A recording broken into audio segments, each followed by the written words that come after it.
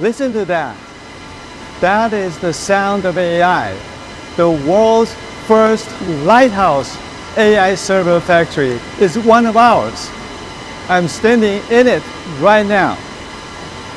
Foxconn commands 40% share of the global server market. Put it another way, Foxconn is the biggest manufacturer of the most advanced AI servers running on super chips. It begins here.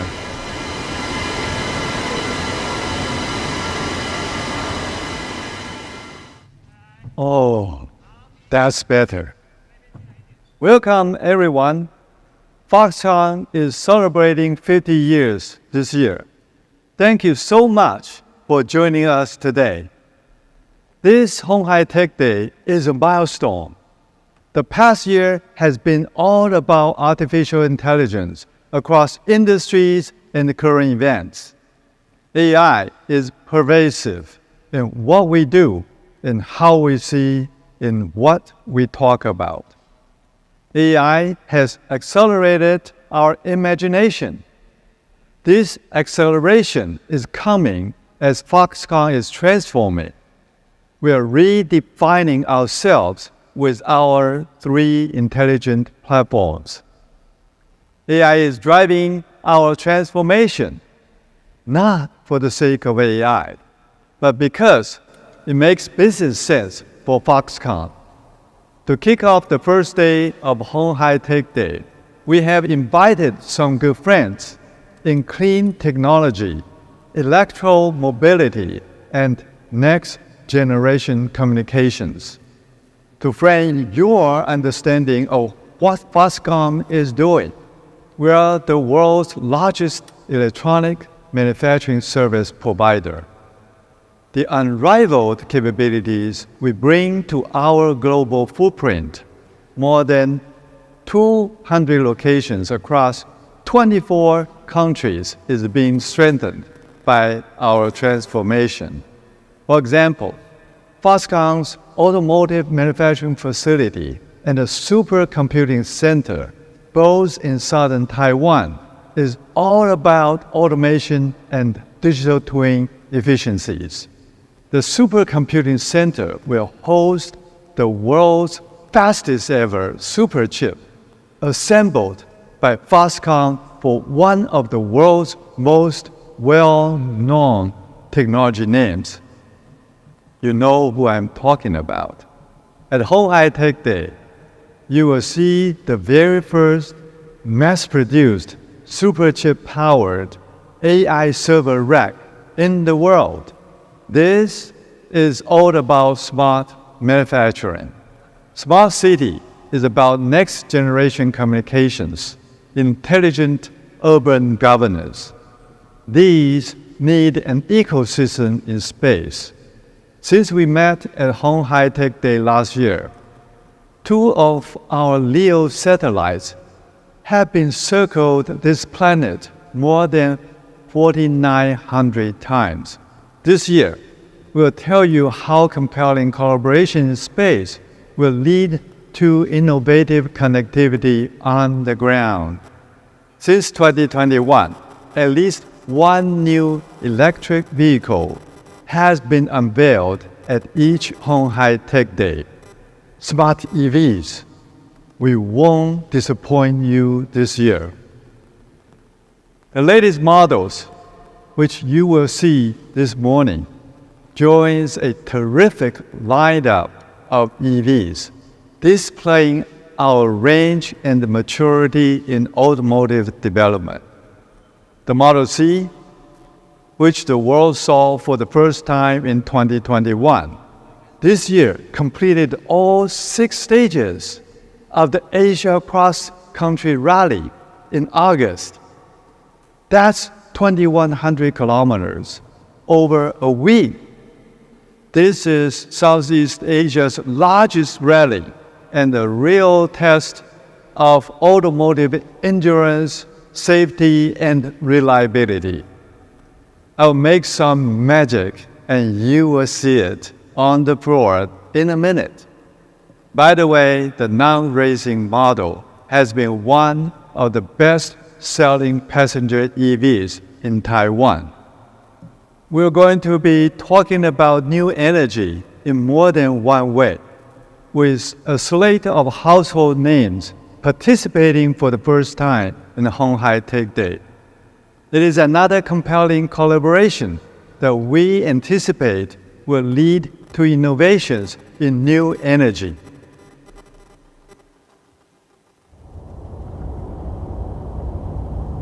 Smart manufacturing, smart city, smart EV. The technology running through Foxconn's three major intelligent platforms is AI.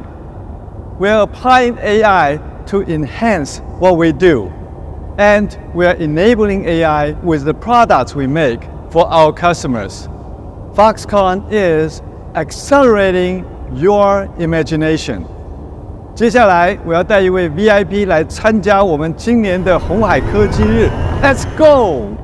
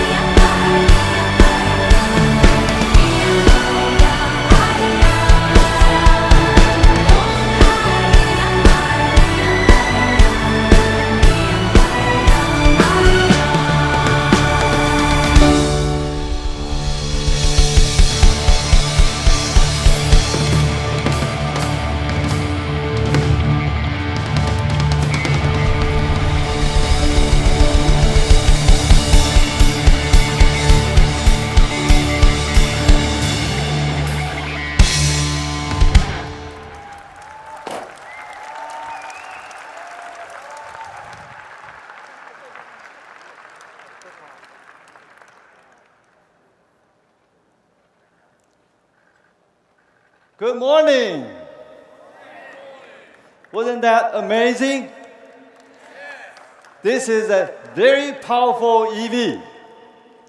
Behind the wheel is a driving legend in Taiwan. In Mandarin, we call him 车神, Mr. Chen Hehuang.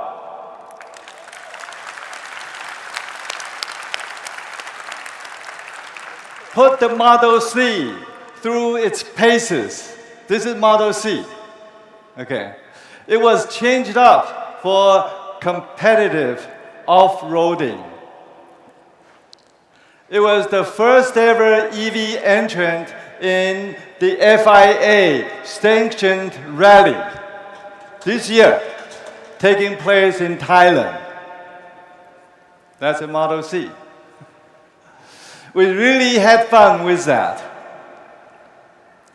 Racing legend Mr. Chen will be talking more about his experience tomorrow during day 2 of鴻海Tech Day. So please check it out tomorrow. Well, I'm so delighted to welcome everyone to鴻海Tech Day 2024. You know, the first ever HHTD started in 2020. We held it in a high-tech shopping mall. There was less than 1,000 participants. Everyone had a face mask on. Fast forward 5 years.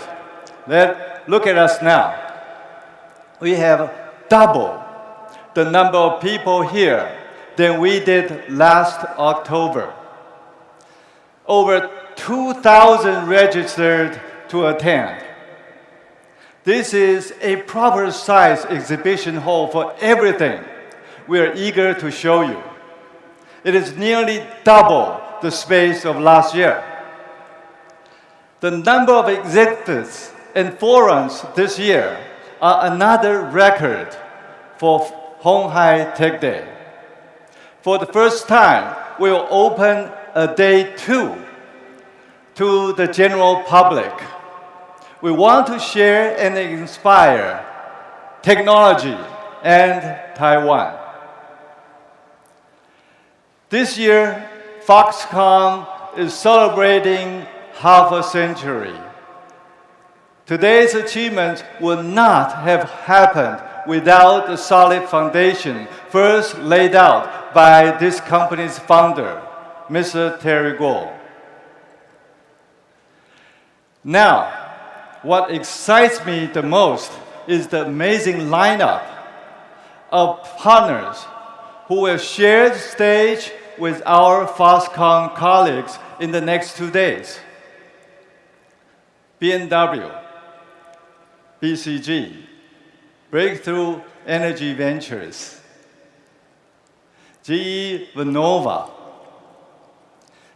Intrinsic, Nvidia, Our Next Energy, Pininfarina, Siemens, and Thales Alenia Space. For those who have traveled from afar to be with us in Taipei, for those who are taking time to be with us online, let me say thank you for joining us at鴻海Tech Day. It is an honor for me to have you all with us. Artificial intelligence makes business sense. Whether you love it or fear it, AI is part of all of us now. Facial recognition to turn on your smartphone, logging into your bank account. AI does it. It doesn't sweat the small stuff. The user experience of the Olympics was enhanced by AI for the first time in Paris. AI can take on the big stuff. Foxconn is big. Our robust manufacturing excellence is being defined or redefined by AI. Emotional customers, dinner at Nobu among tech leaders, the anecdotes on AI demand are compelling. Let me tell you, our supply chain is ready.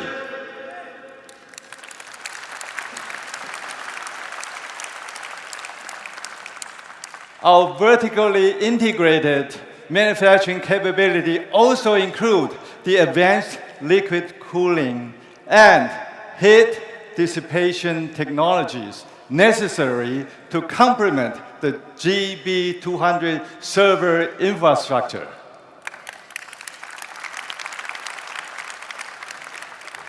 AI key components, AI key modules and boards, AI server and rack, high-performance switches, AI data center. Foxconn will be the first to ship these super chips.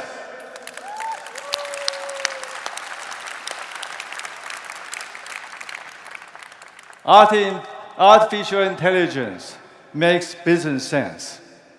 AI is embedded in automation. Automation is productivity. Our customers told us they want to see more automation. This is an almost one-fold increase in productivity when automation is deployed in our factories. Our automotive manufacturing facility, also in Kaohsiung, will be one of the group's benchmark AI factories. The site will utilize digital twin, connected to cloud technologies. It will achieve collaboration between virtual and physical production lines. This AI revolution is not just happening for us in Taiwan. In the Americas and in Asia, across our facilities and in those being planned and those under construction. This year, Foxconn is celebrating half a century.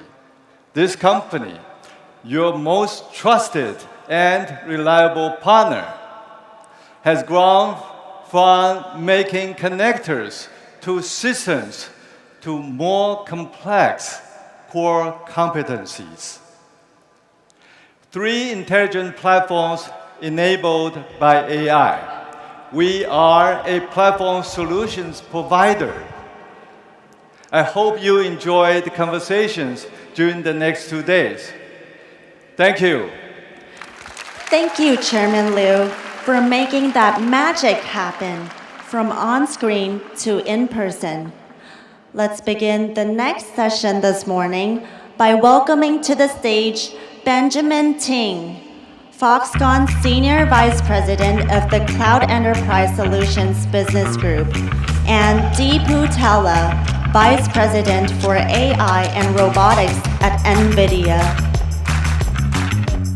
Hello. Hello, everyone. Good morning, Deepu. Good morning, Ben. How are you? I think, although we don't have the signature black leather jacket today, it is my utmost pleasure and deepest honor to invite you and welcome you to Honghai Tech Day. And on behalf of entire NVIDIA family, congratulations to Foxconn for your Golden Jubilee, 50 years. It's amazing. Jensen himself wanted to be here, but unfortunately he could not make it. So my job is to try to be maybe 1% of Jensen's capability. You know, Ben, something else I realized just now? Our CEOs are planning for their second careers. Jensen, I don't know if you caught him, he threw the opening pitch in Taipei during Computex. He also threw the opening pitch in 2 baseball games. I guess he's trying to become a baseball pitcher. Now I see Yang getting ready to be a champion in the Dakar Rally next. Like our chairman just mentioned, this year is particularly special for the company. We're celebrating our 50th anniversary. This is a great milestone. We mark another important milestone for Foxconn. And we're so excited to share this moment with you, NVIDIA, and everyone here today, online, offline. Thank you. Welcome. Thank you. Okay, Deepu, let's kick off this session. Okay. I think everyone would agree. Without a doubt, NVIDIA has revolutionized the world of computing. Well, you imagine a world where computers can think, learn, and create just like human, better than human. And in the near future, this well surpasses human capabilities. This is not a science fiction anymore.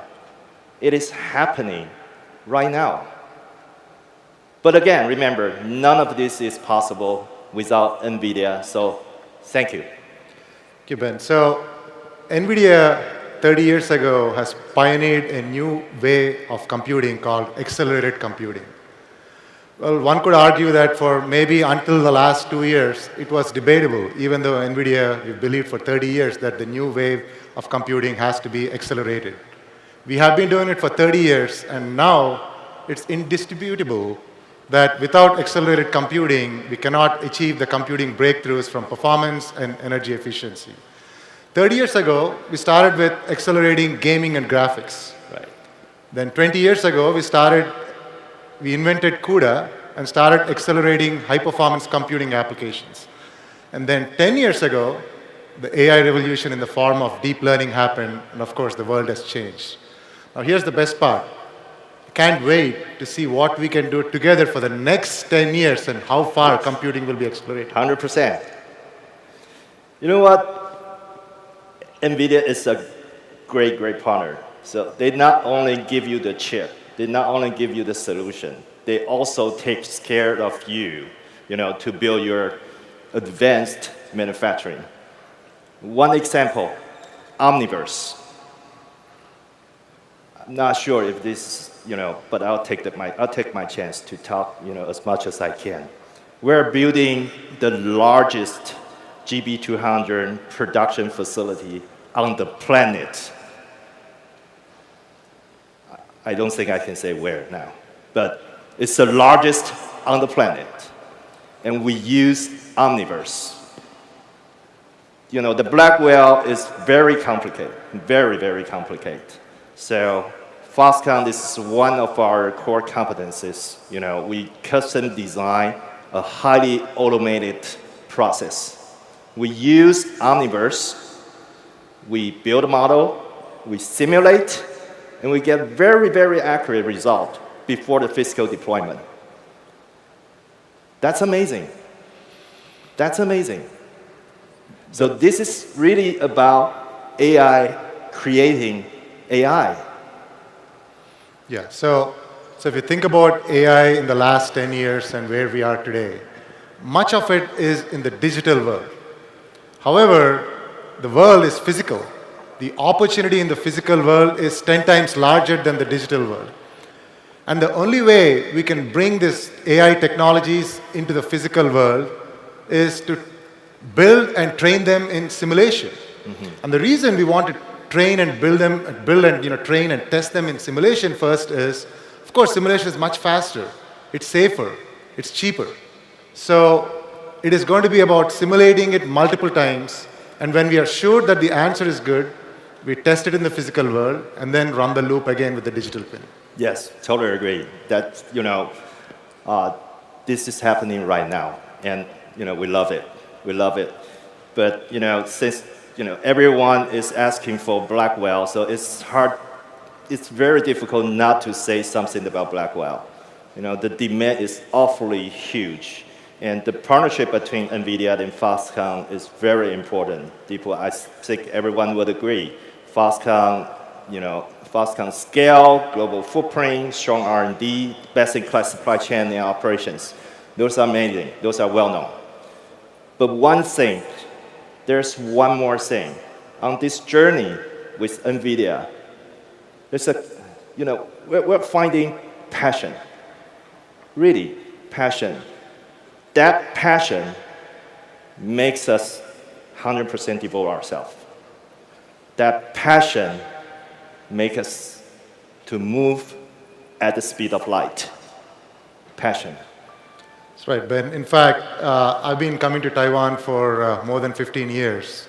And the thing that I noticed this year at Computex was, in the past, the whole industry used to think that Taiwan is very good at hardware, but they're not focused on software. But what I saw this year, not only is Taiwan going to be great at software, but actually at solutions and systems, yes, and putting together everything. And in fact, I've had the pleasure of working with Foxconn, of course, many of your teams. Yeah. Amazing engineers. You mentioned speed of light, the thinking as to start working on building towards solutions, mm-hmm, and not just about components. Right. And also, since you talked about, not just the hardware in Taiwan, actually within Foxconn, our chairman also mentioned that,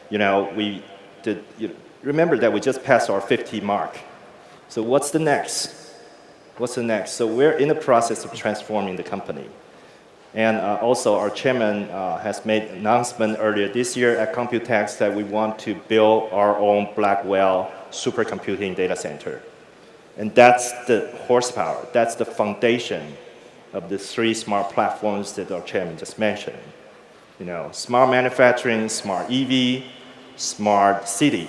Smart manufacturing, it has been and will be one of the Foxconn's core competencies. Smart EV, fast rising star. The smart city, it will benefit everyone.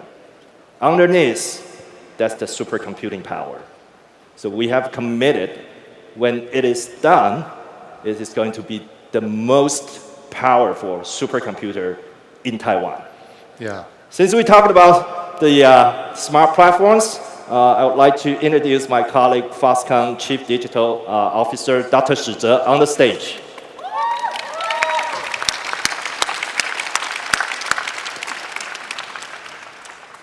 Hello, Ben. Yep. Morning, everyone. So excited to be here. That is amazing, tremendous computing power. And when we talk about smart manufacturing, we see, before that, I want to invite 3 guests coming to the stage to join the discussion. Let's welcome Wendy from Intrinsic, Anna Marie from Siemens, and Jeff from BCG. Hey, Dr. Shi Zhe, it all sounds great. I think I'll leave the stage to you all. Of course. Thank you. Thank you. Thank you. Thanks, Wendy. Dr. Clichy. Thank you, Jeff. Stand up here. Thank you. Well, smart manufacturing. Well, as Chairman Yang mentioned, we have the 3 platforms, and the smart manufacturing is one of our Foxconn 3 intelligent platforms. The AI revolution is transforming our factories using supercomputing capabilities and generative AI. I think first time this year on our Honghai Tech Day, we released our smart factory platform. 50 years of experience, 24 countries, and over 200 locations, and more than 1,000 of factories. We have a lot of data and the real-world cases. These are very valuable assets for our smart manufacturing platform. By fully unleashing the power of generative AI, I think we are in the journey to rebuild our factories to be smarter, faster, and greener.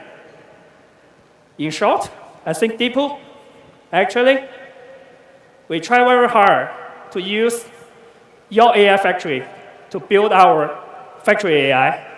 Would you mind to share more about this? Thanks, Deepu. So, to mention, NVIDIA, we are an accelerated computing platform company. We start with building chips, but now we build systems, including the data center scale racks. In fact, if you get a chance, I'm sure you will, you should look at the beautiful, beautiful rendering and also the build by Foxconn themselves, the DGX GB200 NVL72 rack that you'll see in the show floor. Now, beyond that, on top of that, we have built a bunch of software that is really what is required in order to accelerate all these applications, fundamentally focused on 2 technologies. One is AI, the other one is digital twins based on NVIDIA Omniverse.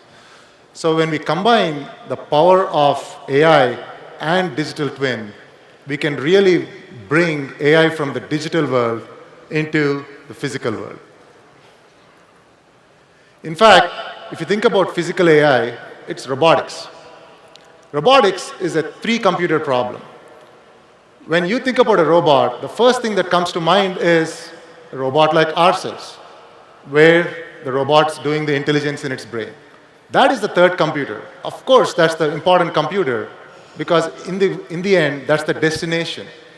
However, to bring that robot to life, we have to build and train that robot. And the answer is not to build it in the physical world, but to build it in the digital world first, because it's faster, safer, and cheaper. So the first 2 computers, one is the AI training computer, and the computer in the middle is where it's built on NVIDIA Omniverse, where we do all the testing. In fact, I believe that for every one physical robot brain, we will probably end up doing 1,000, if not 1,000,000 times more in simulation, because it's so much more easier. We don't want to take the risk of building a robot, testing it in the physical world first. It's not safe.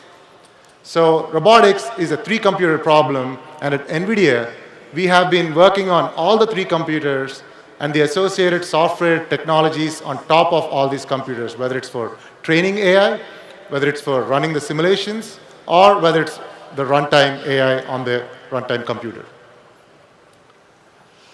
And in fact, if you look at some of the examples, Foxconn has adopted this technology very, very aggressively, very early, in a testament to showing how fast the Taiwan ecosystem is moving forward with investing in solutions and not just components. So you see there the number of things. In fact, the top right is very interesting. That is the Foxconn factory in Guadalajara, Mexico. That is building the GB200s. Somebody told me that was 400 meters long.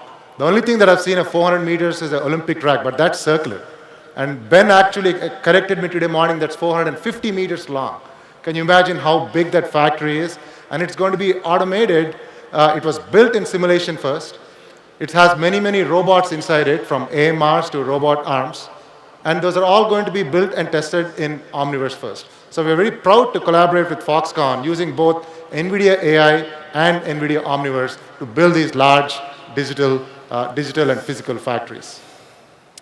And in fact, you can see the type of applications. The only way to bring these type of systems to the real world is with partnerships. I'm very proud to be working with a lot of ecosystem partners, and you'll hear from 2 of them today.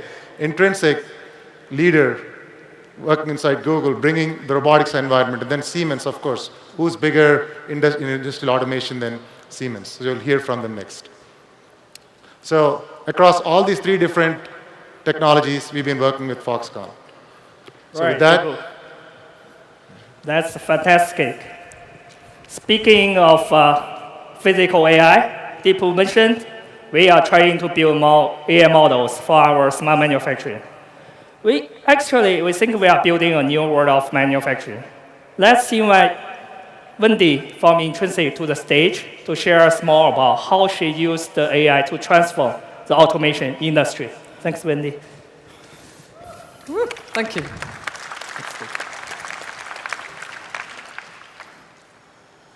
Hello, I'm Wendy Tan-White. I'm the CEO of Intrinsic. What is Intrinsic? We are a software and AI company. We're a sister company to Google, part of the Alphabet Group. And our whole purpose is to bring the value of AI into the physical world for you. And we're building an AI-integrated platform for intelligent robotics. And our goal is to make it really practical and straightforward for developers and businesses to engage in robotics in an affordable and productive way. And to do that, we're building an AI-integrated platform for intelligent robotics and automation that is independent of hardware and devices. In fact, we interface with many different robot brands, for example. And with these AI-enabled skills and sensor-enabled data, we allow robots with automation to see, to feel, and to move. With digital twins, we can simulate the physical world, but we can also deploy into the real world in seconds. And this is going to enable you to customize your processes so you can create more adaptive and reusable automation solutions. Now, what I'm really excited about to share with you today on Foxconn's 50th birthday is we are announcing a very deep partnership with Foxconn. And we're super excited to be here today with you. And we have a shared vision with Foxconn for making the intelligent factory of the future a reality. With Chairman Liu, with Dr. Shi, and the Foxconn team. I'm bringing together Foxconn's smart manufacturing platform, and we're going to bring together Intrinsic's robotics and AI platform. We're going to use adaptive and reusable automation solutions, and we're going to unlock assembly tasks, logistics, testing, and other valuable solutions for Foxconn, and at scale. And we're going to bring AI to every level of magnitude, from individual small tasks to production lines to orchestrating at the factory level as well. And together, we're going to solve old problems in a new, more sustainable and economical way. And we're going to bring in a new generation of manufacturing with AI at the core. And we're really excited to be here today with our existing partners, Nvidia. Deepu from Nvidia is here, Anne-Marie from Siemens, and Jeff from BCG. And of course, our wonderful team from Intrinsic is here too. Thank you, guys. Foxconn is bringing together the best in the ecosystem. Now, what does this really mean for the broader electronics manufacturing industry? It means we're moving towards a flexible, intelligent factory. Imagine you're building a whole production line, and it can adapt to making smaller, mixed batches of products and whole workflows that can be reused and replicated again in other factories, whether they have a big or a small footprint. And we can do this globally. And these innovations will enable people to do things they could not do before with automation on the factory floor. You're going to be able to do seeing with AI, the ability for cameras and sensors to identify and see and understand objects in space. You'll be able to feel with AI, skills using force-guided sensors. You'll be able to move with AI, robotic motion planning, and the ability for robots to move automatically while avoiding collisions. Together, we are going to make the intelligent factory of the future a reality, and it's going to be incredible to see how AI will transform the manufacturing ecosystem with Foxconn leading the way. That is, Thank you. Thanks, Wendy. I think that is fantastic. Besides building the IJI with automation system, we are also building AI systems and the digital twins for our entire factory. Our partner today here is a global leader in both automation and industrial software, Siemens. Let me bring Anne-Marie to the stage. Thanks, Anne-Marie. Need it. I don't need it.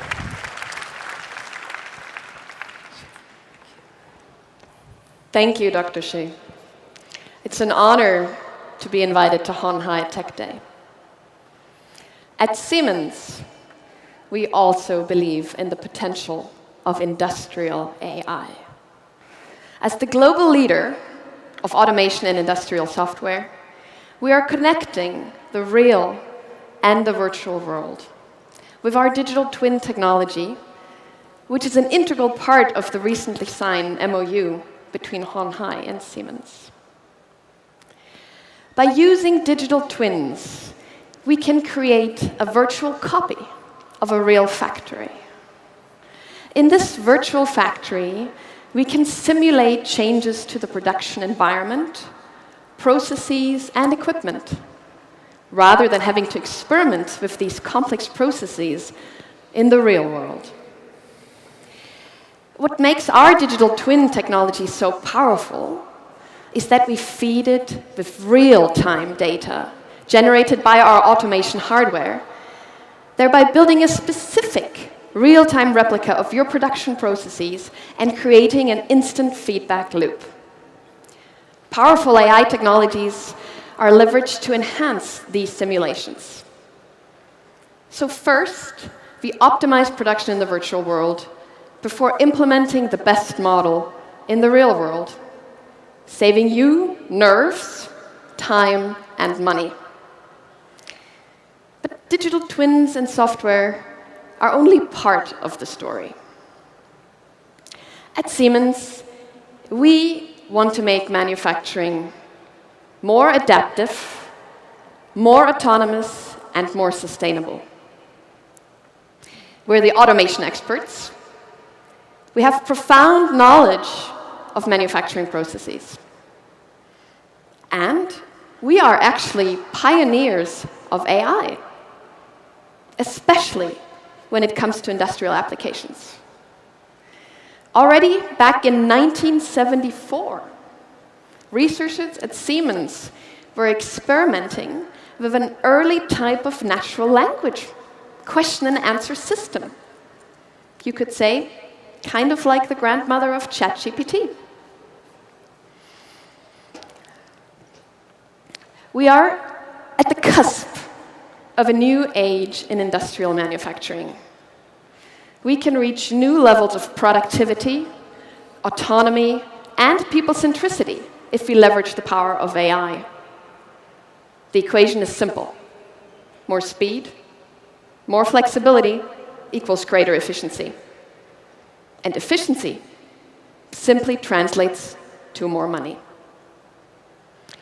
To unleash this potential, 3 things will be necessary.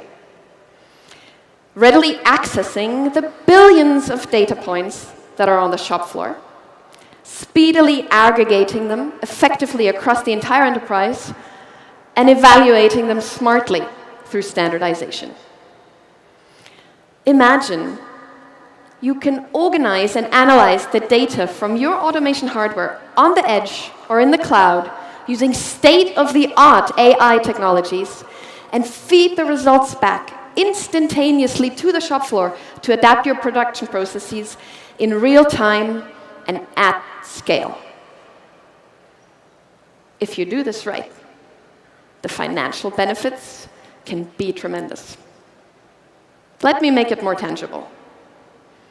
Together with Honhai, we planned, optimized, and built an entire production line using Siemens automation and software. Even before the line was built, it was planned and optimized using digital twin technology, which ensured that only the most performant version of the line was implemented. This helped to get approval from the customer faster and saved an entire week of reviewing time. Because the manufacturing process was simulated ahead of time with real-time data, ramp-up time for new products was reduced by 2 weeks. In operations, cycle time has been reduced by 25%, while throughput has increased by 20%. I think these numbers speak for themselves. The vision Honhai has set out is a long-term strategy. Having the right partners on board who share your vision will be crucial to its successful realization. We are proud to shape the future of intelligent manufacturing together with Honhai.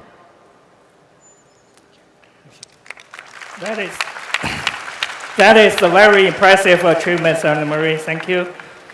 I cannot wait to see more generative AI in our manufacturing. Let me bring Jeff from BCG to talk about how the power of Gen AI in manufacturing. Thanks, Jeff. Thanks, Dr. Xu. It's a real pleasure to be here today at Honhai Tech Day. I come from BCG. We have a heritage, of course, in strategy, but manufacturing transformation, and are now the leading AI consultancy. We're very privileged to help Honhai, Foxconn, ensure that AI makes good business sense. AI is at the center of the transformation into a smart manufacturing platform. All the initiatives to incorporate the great technologies and partners that we're hearing about today, and you'll hear about this afternoon, are brought together in an initiative at Foxconn called Genesis. Genesis is about harnessing the power of AI and generative AI for manufacturing. Now, if we think about AI, what do you need to get real value? A few things are very important. Indeed, one needs great human expertise. One needs the right amount of compute. You need IT, OT architectures. But very critically, you need data to be differentiated. One of the great advantages that Foxconn has is arguably the world's leading and largest manufacturing data set, driven by the large footprint that we've been hearing about today. Now, those data, when combined with generative AI, but also machine learning, optimization, and other technologies, yield measurable impact in OEE, in throughput, in CapEx avoidance, and make good business sense.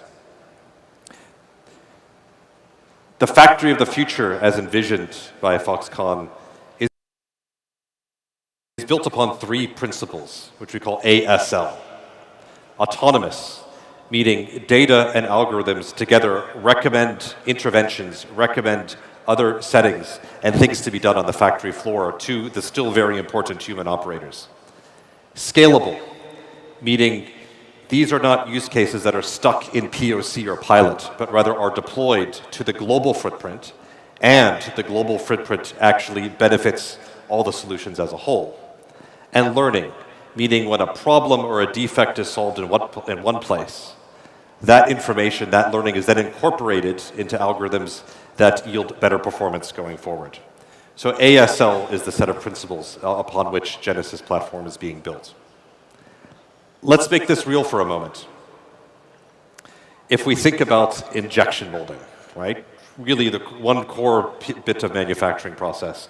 Foxconn operates over 10,000 injection molding machines around the world today.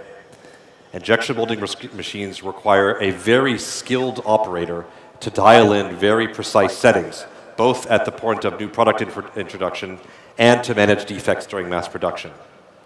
What is being deployed now is systems that leverage machine learning, expert systems, all with generative AI interfaces to support those technicians with the right recommendations such that they don't have to waste their time on the easy problems and can focus their precious time solving the most difficult problems.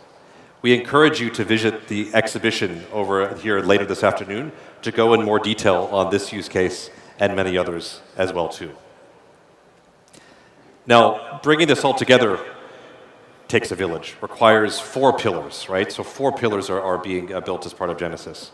The first is what is colloquially being called the App Store, but is really the collection of value-adding and real impact use cases that matter, right, on the factory floor around the world. Second, and very importantly, is the IT-OT architecture. How are all of these data being linked all the way from automation, various machines, into compute to create these recommendations? Third, and very importantly, is tokenization. How are all these data being leveraged while also, very importantly, protecting customer proprietary information, but still supporting the learning systems? And last but not least, of course, the ecosystem, because it requires, I'd say, best-in-class and best-in-world technologies, capabilities, and processes to make this work, and hence incorporating all the things that we've heard from Nvidia, Intrinsic, and Siemens today. Thank you very much. Thanks, Jeff. You know why Chairman gave the name Genesis? Because Genesis means the beginning. We are at the beginning of the new era of industrial evolution. Before we wrap up, I want to give you one more thing. This is how Genesis brings us to the future of manufacturing. Foxconn has pioneered large-scale manufacturing for over 50 years. With 205 factories across 20 countries and over 900,000 employees, Foxconn generates an unparalleled amount of data every second. Going forward, we will use AI to aggregate knowledge and empower our human technicians to achieve higher efficiency. We call this initiative Genesis. Our goal is to develop factories that are autonomous, scalable, and learning. We are poised to lead the charge alongside our partners to overcome obstacles and to set new standards. We invite you to see our progress and innovation firsthand in today's鴻海Tech Day. Thanks.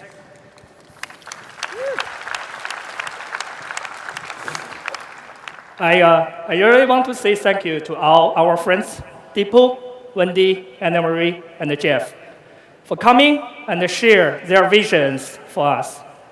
We expect to build the factory of the future with all you together. Thanks. Thank you, Dr. Shi, and 4 of our lovely guests. Let's now welcome Jesse Chow, Head of B5G Strategy at Foxconn, to the stage for a conversation relevant to Smart City.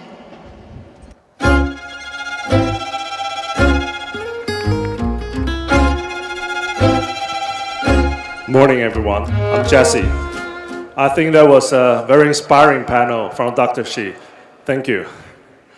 And now, let's explore another smart platforms that connects from Earth to space. Last year, we achieved our first milestone by launching our 2 Pearl CubeSat into low Earth orbit. This year, we aim to further accelerate your imaginations as we look towards 2030. By 2030, the smart city will enter a whole new era enabled by the 6G network standards. This will leverage the strengths of LEO satellite networks to provide ubiquitous connectivity, and also, we have Nvidia here, right? AI-enabled infrastructures and ultra-low latency services wherever you are. At Foxconn, we're expanding beyond making devices.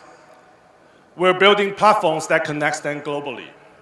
We're creating a network of satellites to link smart factories, cities, and soon, the smart AVs.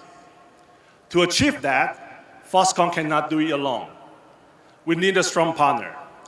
To tell you more, let's welcome one of my good friends from Thales Alenia Space, Didier Labouche. Hello. Very happy to be here. Yeah, thank you, Didier. Didier, thank you for coming all the way from France. Would you like to give us, our audience, a quick overview of what your company does? Yes, thank you, Jesse. So my company, Thales Alenia Space, is a joint venture between 2 big groups in Europe, specialized in electronics, in cybersecurity, in aeronautics, and defense. The groups are Thales on one side, headquartered in France, and Leonardo, headquartered in Italy. And what we do is simple. We do any kind of satellite systems. You can see here from low Earth orbit satellites, very close to the Earth, to medium orbit satellites like Galileo, the French or European GPS, and up to geostationary satellites and robots to explore the universe. So we work on the full range of activities for space, from observation, navigation, environment monitoring, telecommunication. And we have been leading this activity since decades, which means that we are quoted as old space. It's just because we have a lot of experience. We have decennies of experience on how to build satellites for them to resist the very harsh environment in space. Because in space, you have a lot of difficulties to make them reliable for 15 years, like thermal, that is very different from what exists on the Earth. The launch is a very shocking period, very shaking for satellites. They need to resist. And in space, you also have no protection from the atmosphere about the radiations. So you need to resist all this quite nasty environment that the planets and the sun is sending to you. Yeah, so I think we're talking about the old space, right? And then why today is starting to connect from Earth to space? It's because the new space era is coming. So the first company that you might come to your mind for the new space, I think is SpaceX. We also thanks to them. Because of them, now the launching cost of each one rockets and of course the per satellites has dropped significantly. It's around 1/10 of the cost than before. What will happen then? It starts to create lots of demand where people start to thinking about how to launch their own satellites into the space. So in the meantime, the supply compared to demand isn't quite there yet. Today, it's still mostly handcrafted in the factories for each one of these satellites product. So Didier, how does Thales Alenia Space coping with these new space challenges, and what are you envisioning? It is true that since a few years in space, we see very, very fast changing market conditions. An unprecedented wave of change. Sometimes we even call that a tsunami. Because the service you can deliver from space are attracting newcomers and not small players, big players like Apple, like OneWeb, like Amazon, that are now interested by this quite funny environment of space because they just bring services and they can deliver nice services to the people. And when these kind of big companies are interested in this sector, this enables to fund much more massive projects. One order, sometimes 2 orders of magnitude bigger projects than in the past.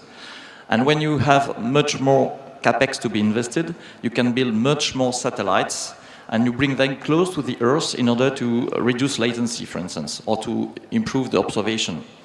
And this is changing the way to produce them, because we need much more automation, much more industrialization. And this is where Foxconn is a great player. And this explains the strong motivation of Foxconn to explore what they can do in the field of space.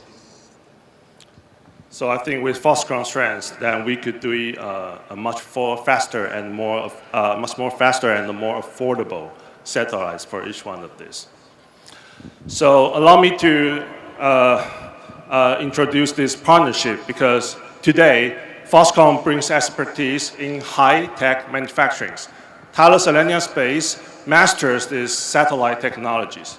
Together, we build this strategic partnership and to build this smart platform that will span from the ground to the space. Didier, can you tell us a little bit about the new features that we are envisioning for this new space design? Sure. Yes. Traditionally, satellites were big boxes that providing the solar power generation, the propulsion and orbit control, with the payload, the useful part of the satellite being inside this box, only the antennas being outside of it. Today, in order, for instance, to connect smartphones, like this one, to satellites, or to connect electrical vehicles, because they need connectivity everywhere at any time, we need to reinvent the way to build those satellites. And the new satellites, as the one you see here, are in fact large antennas. It's like flying antennas, and all the platform subsystems are built around this antenna. This enables to stack the satellites, one above the others, to launch them by tens. They can weigh a few hundreds of kilograms up to 1 or 2 tons, depending on the power. And this is enabling really to connect almost anybody in the planet with a smartphone to the satellite network.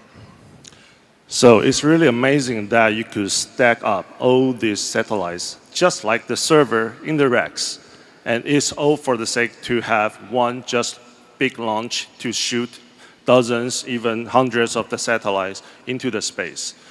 So in the coming years, we'll see more and more satellite constellations, both commercial and sovereignty-based. These satellites will function much alike like the telecom-based stations, but it's building space. Sorry. So the connections between these constellations will form the new space internet, using a familiar global roaming mechanisms provided by each one of your telecoms.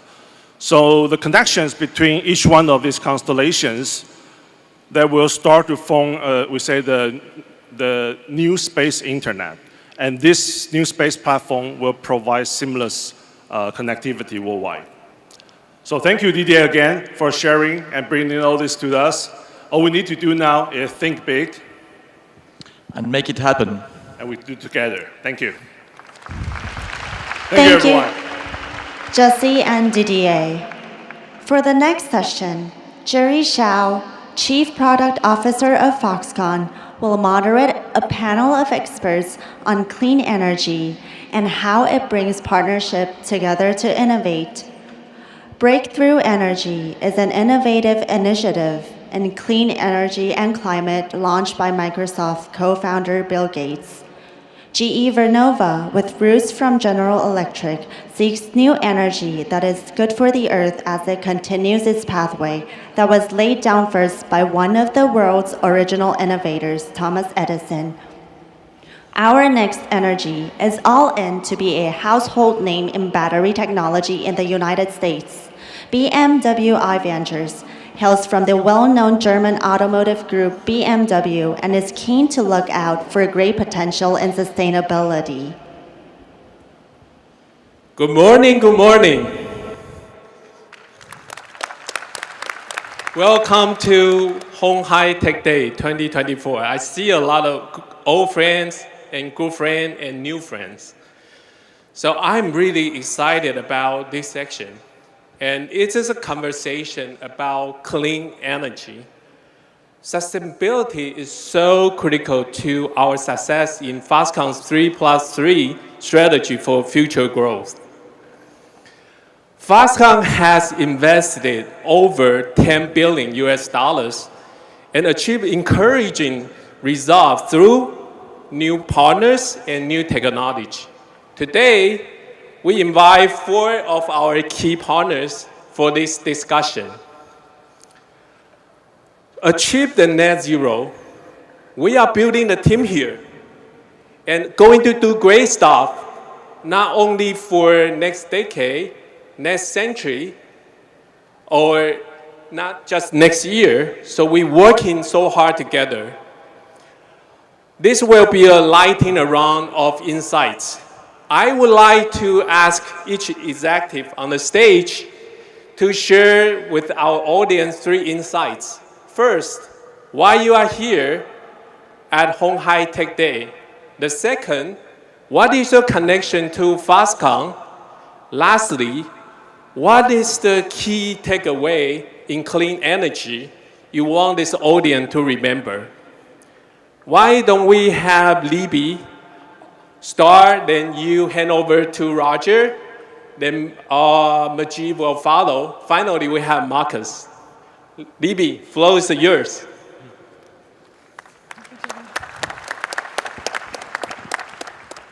Hi, I'm Libby Wayman. I'm a partner at Breakthrough Energy Ventures. It's such a pleasure to be here at鴻海Tech Day. Thank you, Chairman Liu, for inviting us to join you to share our insights and our perspective on the future of energy.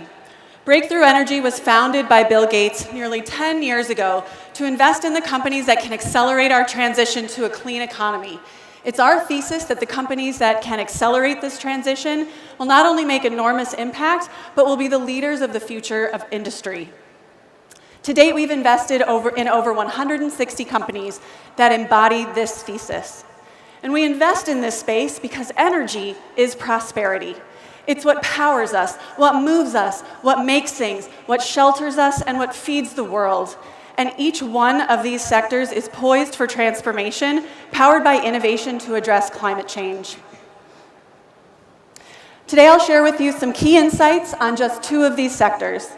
The electric grid is the largest machine on Earth, and it is expected to expand by 4 times to accommodate new demands and the clean economy. For example, AI, we've heard a lot about this morning. It already consumes 2% of global electricity production, and this is expected to double in the next 2 years and to continue to double with the expansion of AI. Electric vehicles today actually only consume about 0.5% of global electricity generation, yet this is expected to expand by 20 times in the next 10 years.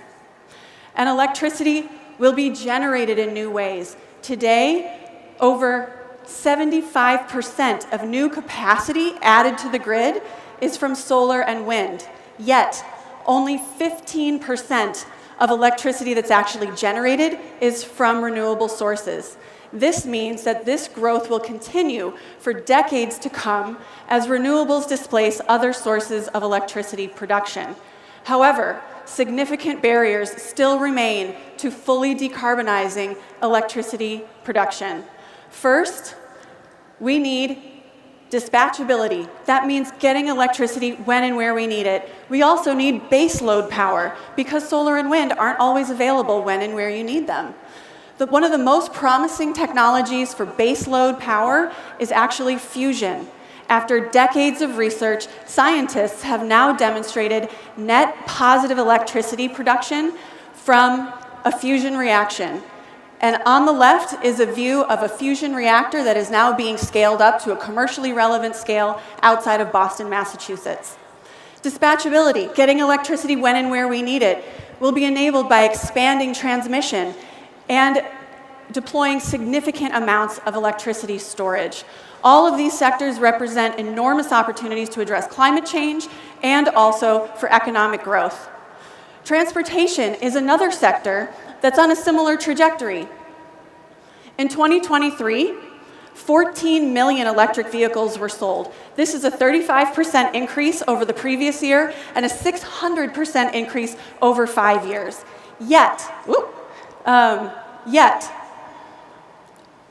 there are significantly more internal combustion engine vehicles on the road. All of this growth has brought the global fleet of electric vehicles up to 40 million vehicles, and there are 1.5 billion internal combustion engine vehicles on the road today. That means this sector will grow for decades to come as internal combustion engine vehicles are replaced by EVs. Yet this growth has barriers as well: cost, range, materials availability, and battery safety. The companies that develop and scale battery technologies to address these barriers will not only make impact in climate change here, but will also be poised to lead in this enormous growth market. The road ahead will not always be smooth. There will be challenges. We will face shortages. We will face times of surplus, dramatic price declines and spikes. Yet the companies that persevere and invest in discovery, development, and deployment of clean energy technologies will not only make a global impact on climate change, but will also be poised to be leaders of the future. And we look forward to expanding collaborations to bring these technologies to global scale manufacturing.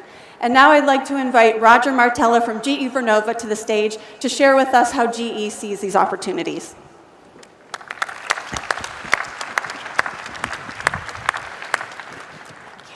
Libby, thank you. And Mr. Chairman, Jerry, thank you for the honor of including GE Vernova in Hanhai Tech Day. It's a privilege to be here. When Thomas Edison invented the light bulb and founded General Electric, he started the first electrification revolution. And in the 130 years since, the inventions he created, the companies he built, have lifted up the quality of life for billions of people around the planet. But today, we're at the beginning of a new revolution, a clean energy revolution. An energy revolution focused on electrifying the planet, decarbonizing the energy sector, and sustainable economic development for everyone. But this time, GE cannot do it alone. We're going to lead this clean energy revolution together with our partners, one of the most important of which globally is Foxconn. So it's an honor for us to be here. And with that, I would love to introduce our CEO, Scott Strazik, to share what GE Vernova is doing and how we're collaborating with Foxconn. So if we could please share Scott's video.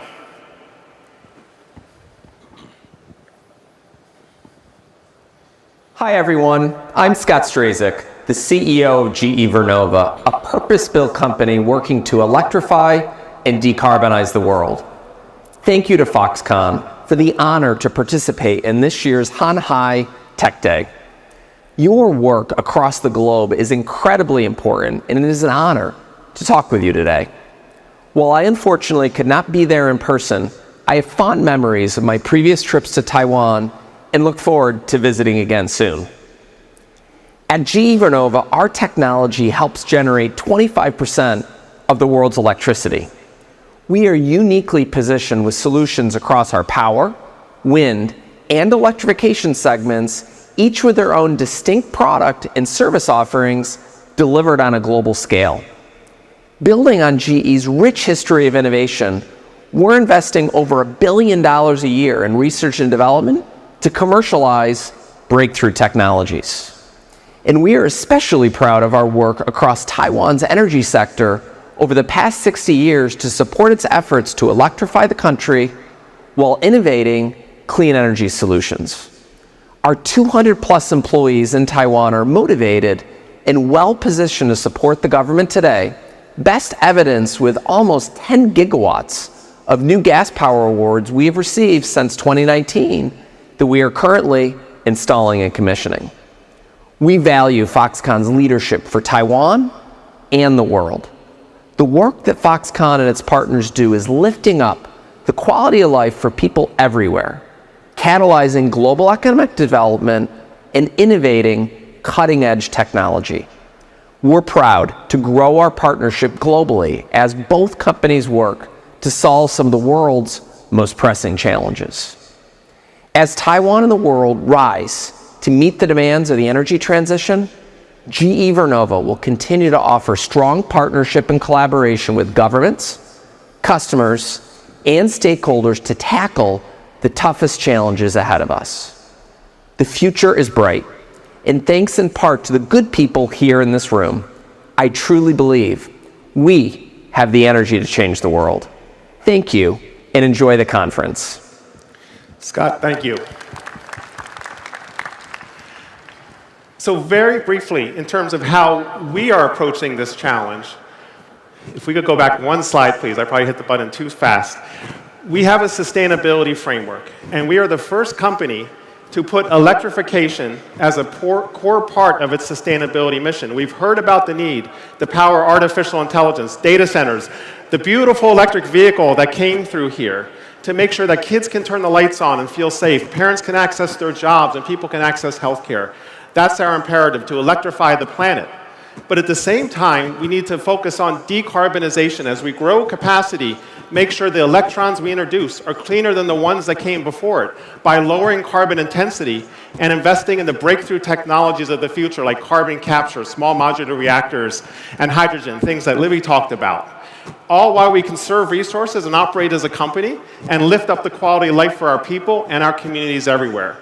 So we support that with our performance, but as I said in the beginning, we cannot do this alone, and that is why we're so proud of Foxconn's global leadership and the unique role that it plays with its electronics expertise, with its manufacturing prowess, and its global scale, and our partnership together to expand their presence in the United States, to bring the best of what they do, to serve for the benefit of electrification, decarbonization, and sustainable economic development through their leadership in helping us to deliver battery storage manufacturing in the United States that will service all of those goals. As I said, this is the beginning of a revolution, the clean energy revolution. We're proud of our partnership with Foxconn, we're proud of Foxconn's leadership, and we have confidence that when history looks back on this, they're going to be at the table as one of the global leaders that help solve the world's most pressing challenges together. Thank you. Thank you, Roger. Thank you very much, Roger. And it's a pleasure to be here at鴻海Tech Day to share this vision that GE just expressed. Now, as Jerry has brought us together in partnership with Foxconn, it's inspiring to witness Chairman Liu's 3+3 vision in action. The electric vehicles that you have on display are truly remarkable. We want to position ourselves with Foxconn to become a global leader in electrification. As One and Foxconn have started working together, we established 3 points of commonality. Our vision at One is simple.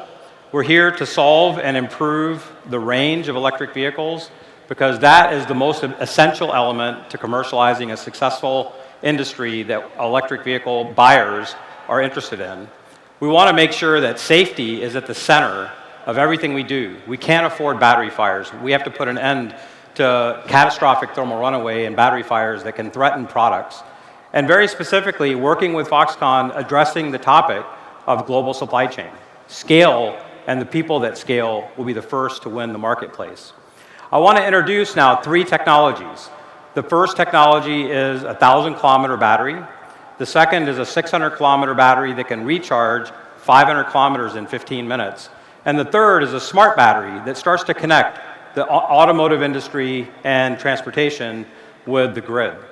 This 1,000-kilometer battery was birthed as an idea in 2021. Working with Marcus at BMW and with all of our partners at BMW, we started to develop this technology in 2021 in joint partnership. And in 2023, we were able to demonstrate a 978-kilometer drive on a single charge with BMW. This begins the revolution where an electric vehicle can become the only vehicle that you need. Right now, electric vehicle adoption has hesitated because of range. As we start to develop our strategies for electrification, we have to deal with the topic of battery fires. It is not acceptable that you have recalls that can threaten the business viability, that you have cargo ships with EV fires that can threaten insurance industries' willingness to ship batteries and electric vehicles across the oceans, and that you can threaten apartment buildings with battery fires in garages. These are topics that One deeply cares about in the development of technologies that can solve and make sure that energy transition is successful. Now, our battery technologies, if you go back to around 2020, leading developers of LFP or iron-based battery technologies in China had achieved about 400 kilometers of range with a safer battery that was lower cost and had a more durable supply chain. But that was not sufficient for the Western markets. The Western markets had set the bar at around 500 or more kilometers of range. We are now working on an iron-based battery that can deliver 600 kilometers of range, recharge in 15 minutes, 500 kilometers. And to give you an example of how powerful that can be, if you were to circumnavigate the Taiwanese island 1,500 kilometers, you'd only need to stop twice to recharge, and each stop would only be 15 minutes. That could be a powerful future to enable this electrification journey. Our final stop in our battery technology review at ONE is a smart battery. A battery that could back up your home for days if you had a power outage during a storm. A battery that can serve your automotive needs and transport you back and forth to work and take long trips as we described. But importantly, that same battery, as Roger has outlined the vision for grid batteries, can service the grid. While you're at work, your battery's working hard to earn revenue for you. That is a very different future, where you're buying an electric vehicle. And if I look back at the Apple example of iPhone, the most important aspect of what changed our lives permanently was the advent of something called the App Store. It was a marketplace. Think about a smart battery, an energy marketplace, where that same battery in your car services the grid and earns revenue like $1,000 a year. That changes the game on electrification and adoption. So we're working to bring that future to life. We're proud of our partnerships on stage. We're very thankful to our partnership with BMW. You know, it takes in a startup, a company that's willing to bet on your future success. And Marcus, I'm going to introduce now next, was one of those individuals that made the difference in our company's small and young career. Please, Marcus. Thank you, Majid. Thank you. Thank you for inviting me today. It's an honor to speak here. And I think following Majid says it all. So I'm representing BMW Ventures, the corporate venture arm of BMW. And we are here to invest in new technologies, help decarbonize the planet, and bring BMW forward when it comes to new technology. So with this, we are invested in our next energy because, and you saw the collaboration, we believe that we need giant leaps forward in battery technology. And we are the instrument at BMW to foster this with money and also bring this forward. And in this matter, and now today here, I think it would also be great to have somebody like Foxconn joining our endeavors and our engagement there. But let's take a little step back. BMW's electric vehicle has a long history, right? So a little bit more than the 50 years ago that we're celebrating here today, there was the first electric vehicle at the Olympic Games in Munich leading the marathon race. So you don't have any fumes exiting the leading vehicle, you had an electric vehicle leading the marathon race. And you might remember the i8, the first hybrid sports car, and the i3 as a pinnacle of technology and electrification in the beginning. We're talking a little bit about, and we saw the numbers from Libby, about what the electrification means in the vehicle market and where it maybe has a little hesitation today, but we can proudly say that we grew 34% in the vehicle sales in the first half of this year. So that said, I'm here to speak for the venture arm because we're looking forward to finding new technologies that will enable us for the future. So it's good to look into the past, but it's always good to look forward and see what is coming next. So I just brought a couple pictures here from the Neue Klasse, which is a very German word, but it goes back again to the heritage and builds the bridge for the future. So we're looking for enabling technologies for our next generation vehicle that will be an electric platform going forward, and which was introduced 2 years ago, and this will hit the sales next year. So we, with our technology, hope to get as many companies and startups and brilliant ideas into this vehicle as we can to make this future really become alive. And with that, I'm actually closing here and handing back to Jeff. Thank you so much for, Jerry. Sorry, Jerry. Thank you so much for having me here. And thank you so much. It's a wonderful, beautiful car, I have to say. Can't wait to get one. Libby, Roger, Majid, and Marcus really appreciate very great insight and we really appreciate the partnership and also friendship. Today, we are standing at a pivotal moment where clean energy is not just a choice, but it's a cornerstone, the cornerstone of our prosperity and innovation. It is our responsibility and also very important responsibility to Foxconn to ensure the energy is sustainable and safe, paving the way for a brighter future for all. Foxconn is collaborating with like-minded partners to pioneer new technologies that will accelerate the energy transition and driving the meaningful changes in clean energy industry. Together, we're not just making stride toward zero emission. We are unifying our effort to achieve sustainable development goals that will benefit generations to come. This is so exciting journey of energy transformation, and we invite you to be part of it. Let's join hands to create a bright future fueled by innovation and sustainability. Thank you so much. Thank you, Jerry, and the panelists. Clean energy is a natural bridge into the next sessions on smart EVs. The next two sessions will provide insights on how Foxconn's automotive partnerships have tapped into product excellence. Let's now welcome Jun Seki, Chief Strategy Officer for Electric Vehicles at Foxconn, to the stage.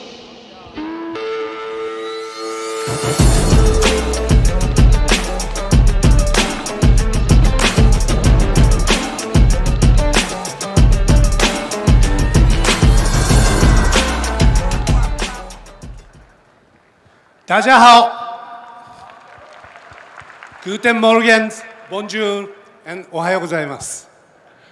So let me revisit Foxconn EV strategy a little bit. Our core business is, of course, assembly, contracted manufacturing, same as like smartphones, laptop, game machines. But thinking about EV business, we needed a little punchy spice. That is DMS. D for design. Why we need a design service together with assembly service? Because when we look at the EV market, we are seeing many non-auto EV players. Of course, they don't have EVs. And also, even traditional OEMs, sometimes they need lineups from us to make time to market shorter, investment market smaller. So that's why we have a CDMS together with CMS. Then after my sessions, 3 new car comings, and then those are extending our business for more flexibility to customers. And also, we do this design service for component side. From left-hand side, you see components, module, and platforms, and also even after sales. After sales is mainly like a charger, energy storage. We do provide a manufacturing service together with design service for this. But we don't have to do these components, everything by ourselves. Organic is very important, but efficiently having a partner is even more efficient. So, you know this right-hand side guy is very famous, our chairman. Left-hand side guy, Dr. Crane Holger, CEO of ZF, was on this stage with me last year Honghai Tech Days. And he said, we make a joint venture together with Foxconn in 24. Actually, we did.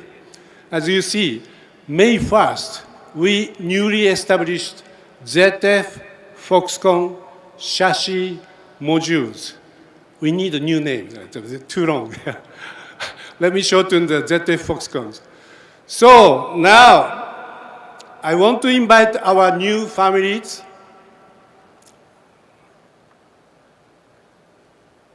Sorry, it's moving, not moving. Yeah. Mr. Ekdorf, CEO of our new joint venture. Come on stage, Eik.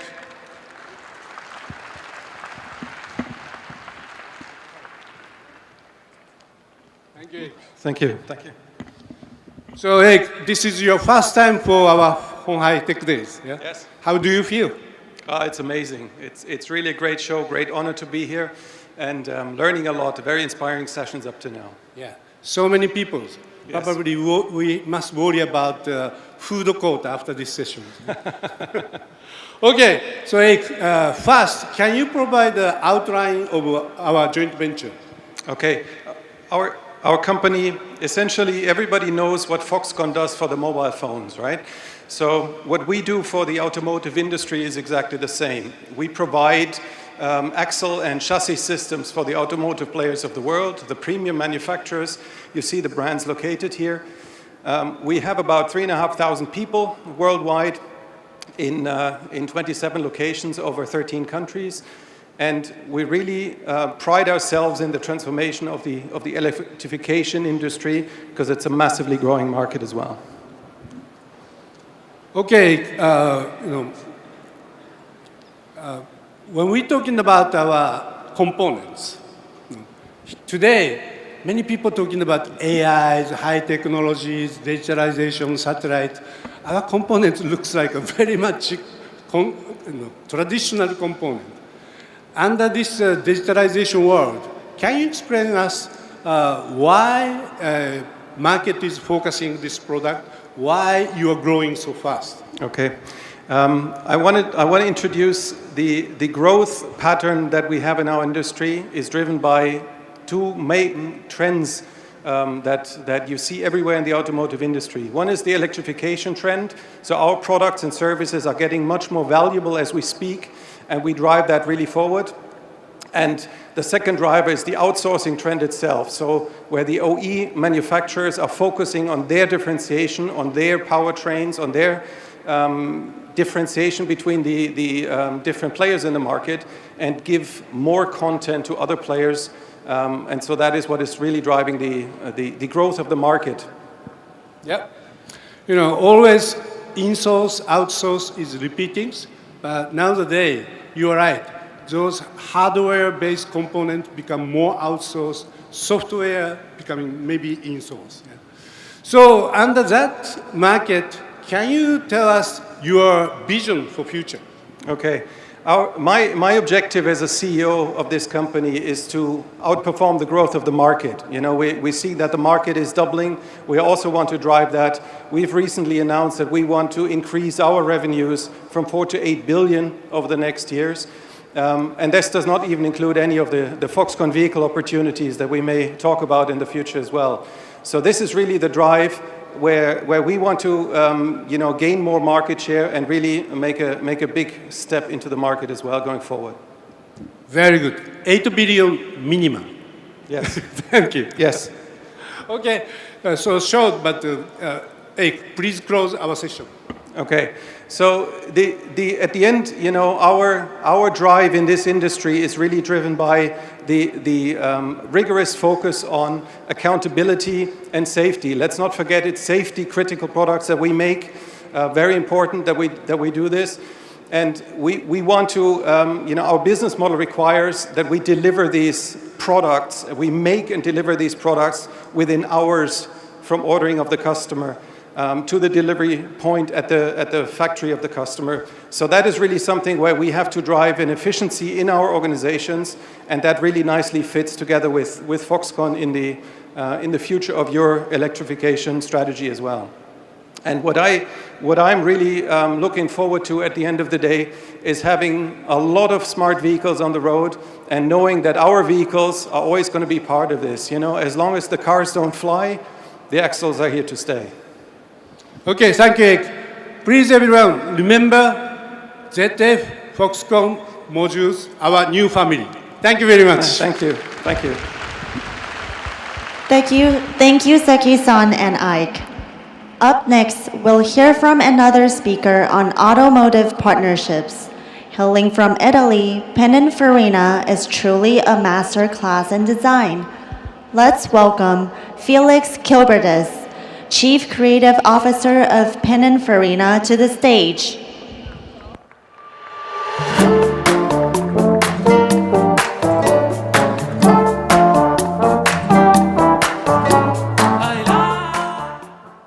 Good morning. Good morning, everybody. I'm excited to be here with you today at this incredible event. My name is Felix Kilbertus, and I have the privilege to serve as the Chief Creative Officer at Pininfarina. But for the next 10 minutes, I also have the unenviable task to summarize the radical transformation of automotive design tools over the past 100 years, evolving from hand-drawn sketches to physical models to highly sophisticated digital tools and virtual simulations. But let's start at the beginning. Let me introduce to you Battista Pininfarina, here as a young man on board a boat to America, where he will meet Henry Ford and famously refuse his job offer to return to Italy and set up his own company in 1930. The coachmaker and design house, which will celebrate its 95th year next year. Now, what would Pininfarina have seen on his first trip to America? Probably something like these city scenes of Times Square in New York. We see a bustling city full of movement, color, and light. Quite a modern city, actually, and already illuminated at night. I think the author, William Gibson, said it best. The future is already here, it's just not evenly distributed. So let's see if we can find the seeds of the future already in the past. What do we see? We see hand-drawn sketches, pen and paper, crayons, and watercolor. And yes, we still do that to this day. We sketch and doodle by hand, pen on paper. Our designers still express their personal artistry in hand-drawn illustrations. But how did the design process work back in the days?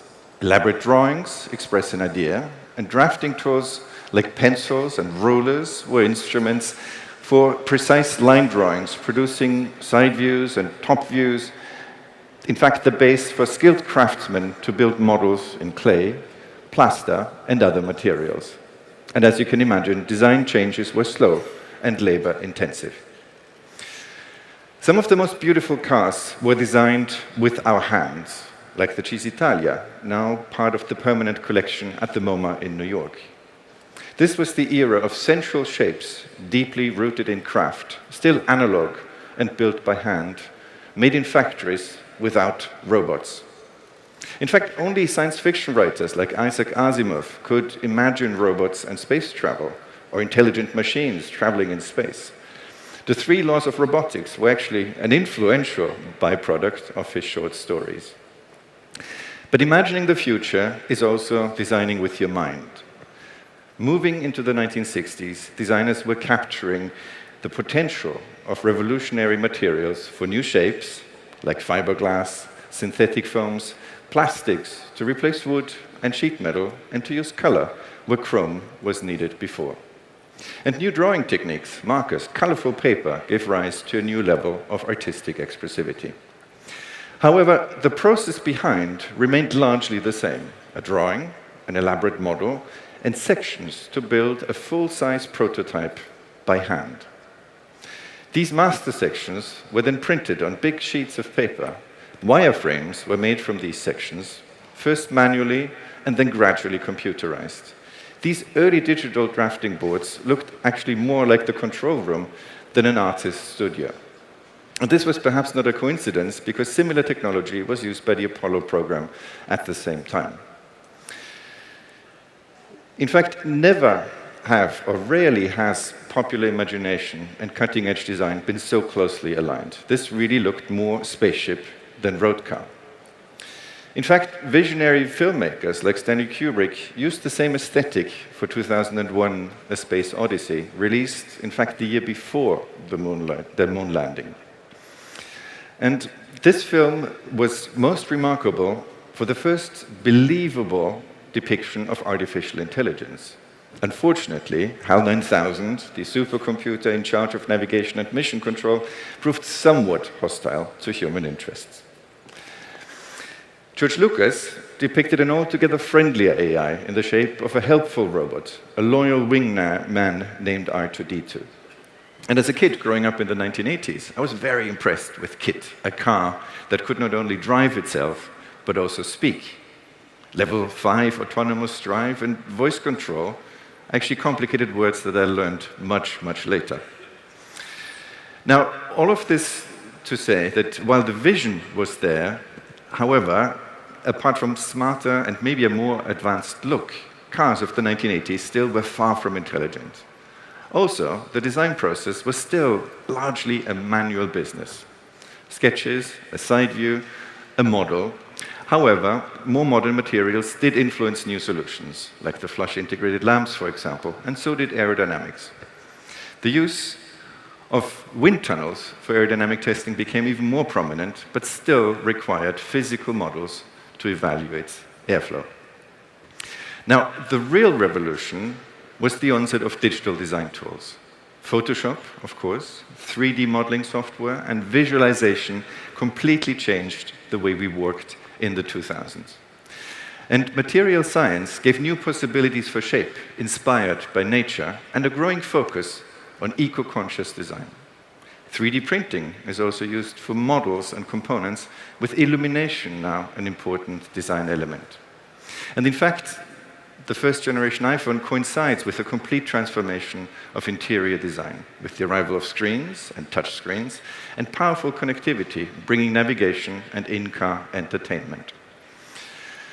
Digital modeling, by this time, now became truly usable, allowing our designers to render photorealistic images of their designs. We take that for granted today, but 20 years ago, this was revolutionary. Designers could now make quick changes, visualizing cars from multiple angles. And can you tell the difference to this image here? This is a photograph of the actual prototype, built with computerized milling and additive manufacturing. This enabled the faithful transition from digital to physical. Even the package itself became interactive and fully 3D. Such parametric models, where dimensions and constraints could be easily adjusted, provided more flexibility for packaging. Long gone are the days since hand-drawn side views. So, how do we work today in Pininfarina? Design has become more collaborative and connected than ever. We can now work with our partners remotely and across continents. Design reviews are now fully immersive. We have wall-sized screens and can see shapes in real size and in real time. Digital design tools enable virtual prototyping, reducing the need for models. The engineers and the designers now run simulations for aerodynamics or crash requirements in parallel, therefore saving time. UX and UI design becomes the new frontier. We now need to answer new questions and work in new ways. We not only have to design shapes, but also interaction, motion, and human-machine interfaces. These powerful tools allow us to shape technology around human needs, and all that long before physical models are made. So, at the beginning of a new project, how do we start a new journey? Our craftsmanship is now digital as well as manual. From the beginning, our creatives use a mix of 2D and 3D digital tools. And in fact, there's a shift in the role of the designer from the generator of ideas to an editor of ideas.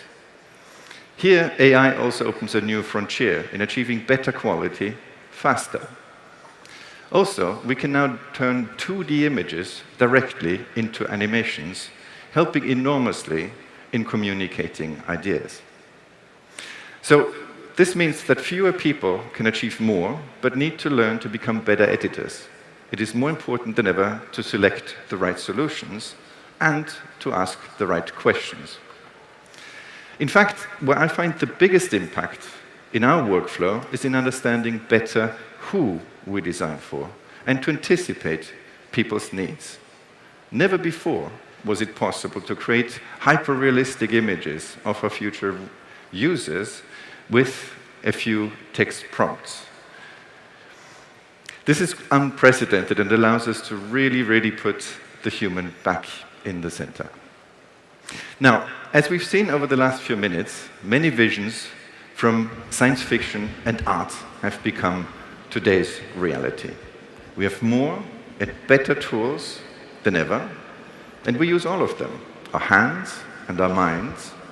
And we're looking forward to more advanced materials and are excited about the promise and challenge of AI and robotics for mobility. And as we keep our minds open and pay attention to a new generation of artists and visionaries for seeds of the future, we will remember to always put the human needs at the center of everything we design. Because at Pininfarina, we believe that design is a method and a mindset. In fact, it is the instrument to humanize innovation. Thank you very much. Thank you, Felix. The next 3 speakers will now lead us through some exciting new developments in electric vehicles. Let us first welcome Andy Lee, CEO of Foxconn, to the stage.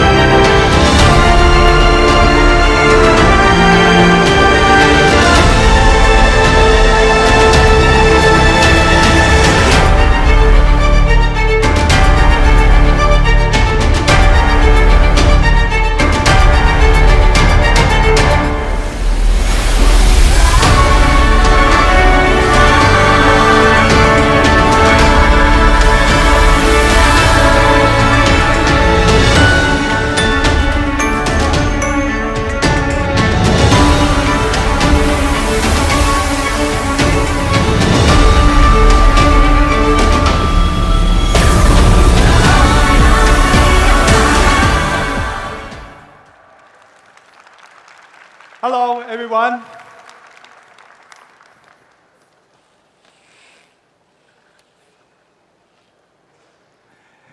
You must be wondering what this vehicle is all about. But before I introduce the product, I would like to talk about the company, Foxconn. Foxconn was founded in November 2020. We are a subsidiary of Foxconn. In less than 4 years, we have completed the passenger car product line, including B-segment crossover, C-segment SUV, D-segment lifestyle multi-purpose utility vehicles. Thijs is going to tell you more about this in next session. And we had an E-segment sedan. In the e-bus product line, we have City Bus Model T and Minibus Model U, which Emma will share more with you later as well. These are the reference vehicles that we are providing to our partners for their customizations. Partners can choose their preferred reference design to customize their car. That's what we call CDMS. Under the modular platform, we are able to combine the hardware module flexibly. With the software-defined EE architecture, we have the capability to update all the major controllers in our car, achieving configurable hardware through software update. And this allows us to continuously improve user experience during the ownership. Additionally, this capability can also be used for vehicle production. Through the centralized controller, we can detect and confirm that each installed controller is properly assembled and functioning correctly. Let's talk about Model C. In Q1 of this year, Model C was launched in Taiwan. The market response was very good, and it quickly has become one of the best-selling electric cars in Taiwan. With the capability and the market track record now, partners from around the world are coming to seek opportunity for collaborations. Today, I'm excited to introduce our first Model C variant for US market. This is the car we have worked on with our partner from the United States. It is tailored for US market. Maintaining the original size and interior space of the Model C, we have enlarged the very cool S-Start to reduce the wind drag at the front.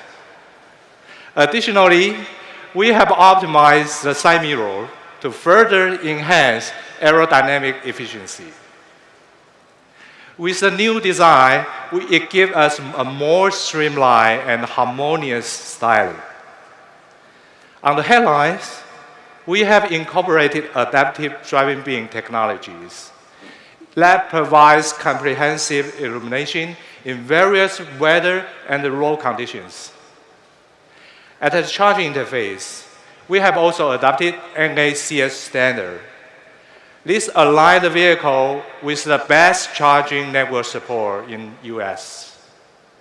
In the design for the interiors, we have increased the use of soft touch materials and utilized ambient lighting to create a package suitable for the US market.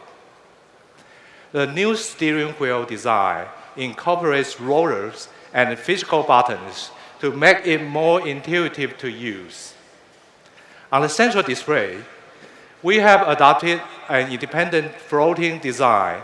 This allows us to have a larger and more convenient space in the front cabin.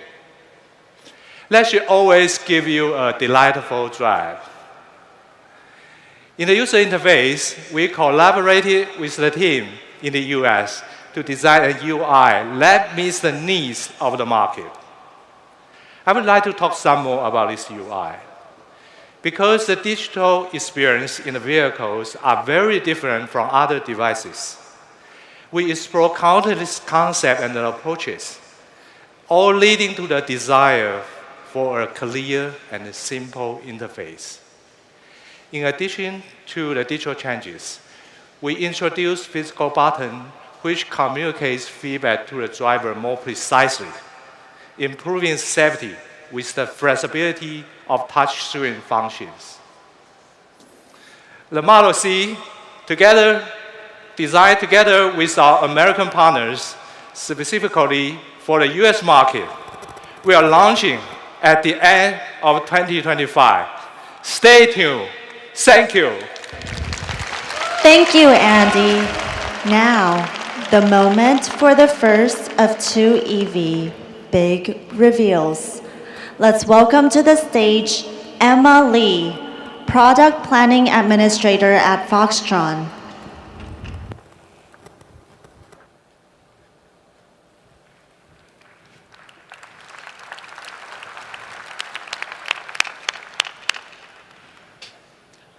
Remember this moment. You are at the premiere of a new EV by the Foxconn family. Before I tell you about it, I need to take you back to show you how we got here. It was 3 years ago at鴻海Tech Day 2021 when the Model T made its own world debut. It's revolutionized public perceptions of what transportation can be, with its clean and minimalistic appearance. It realized the design concept of reflecting the beauty of a city back to its people with its large windows. Since then, the Model T has become a celebrity It is popular and iconic and in service across more than 10 cities in Taiwan. It carries thousands of people every day, safely and with 0 emissions. It won a Good Design Award from Japan. It has been used in Indonesia for G20 meetings in Bali. Like all of our passenger vehicles, we care about the user experience of our electric buses. And the interesting part about the bus is there is the driver, there are the passengers, and also the fleet management companies. We need to take care of and consider all of their needs. That means exceptionally comfortable ride, good NVH, advanced safety systems, smooth power delivery, outstanding energy efficiency, and a spacious cabin. The expectations are high for a fantastic bus. We achieved that with our Model T. But how about those narrow urban alleys, remote areas, and country roads? Smaller, more agile demands are requested. If you thought the Model T was amazing, let me introduce you to its cool cousin.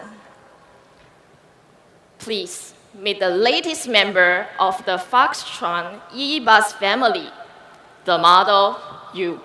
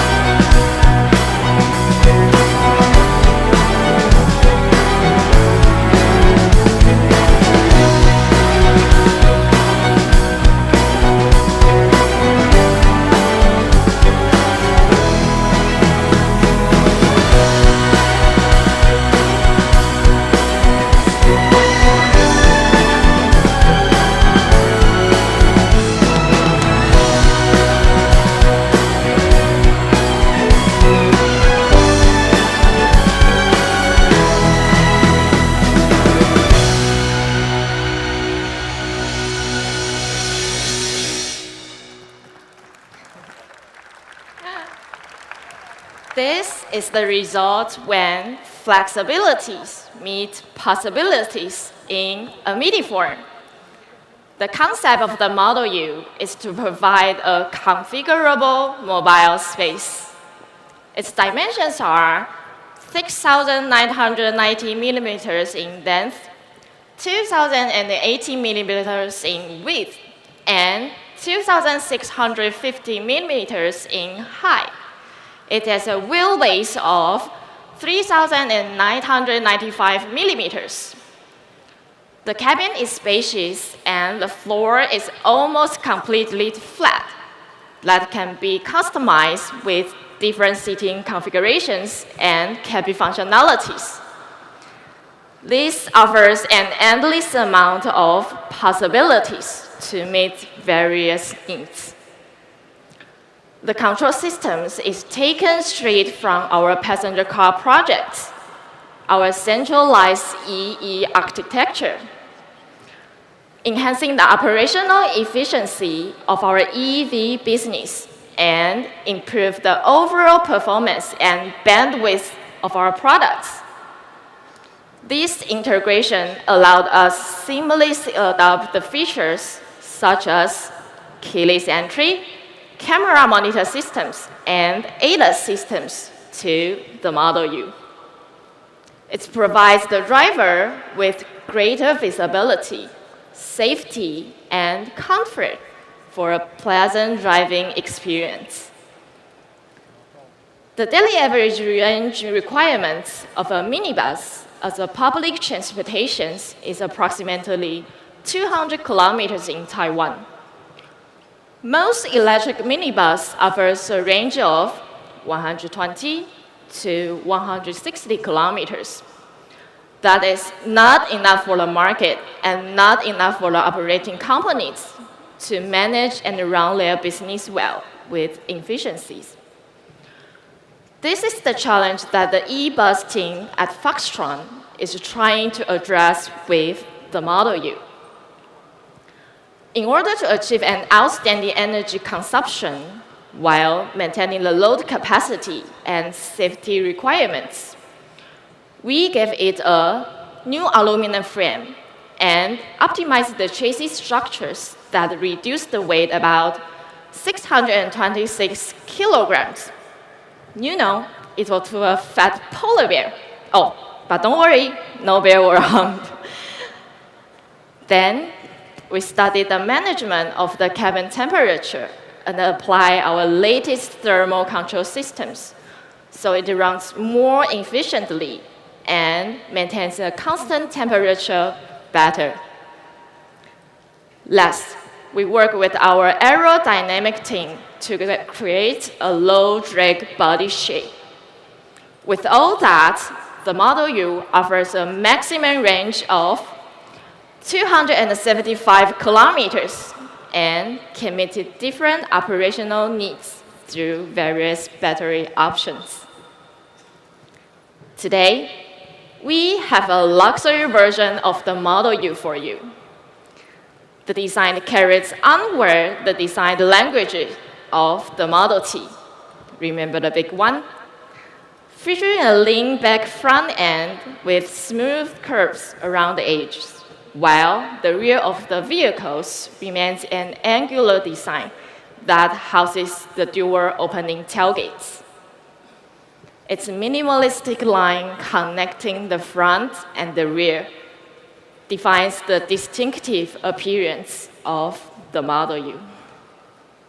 Okay, let's get in the car and take a look at the interior. The interior is filled with earthy colors, metallic accent finishes, and warm ambient lighting, emphasizing an elegant and rich atmosphere. Every detail is carefully considered to enhance the overall experience, making you feel valued and appreciated as soon as you step inside.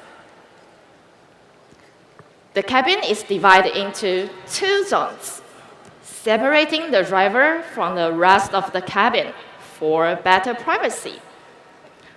The VIP lounge sections features a normal seating area equipped with 4 individual ottoman seats and an area dedicated for face-to-face interactions and communications. This environment offers a comfortable space for passengers to socialize and relax while traveling to their destinations. How about an Italian espresso or bubble milk tea? Would you like it? Well, at least I love it. A minibar and a coffee machine is at your service in the Model U. For the driver, a 15.6-inch touchscreen and 12.3 digital meters are there to easily monitor vehicle information and adjust its settings.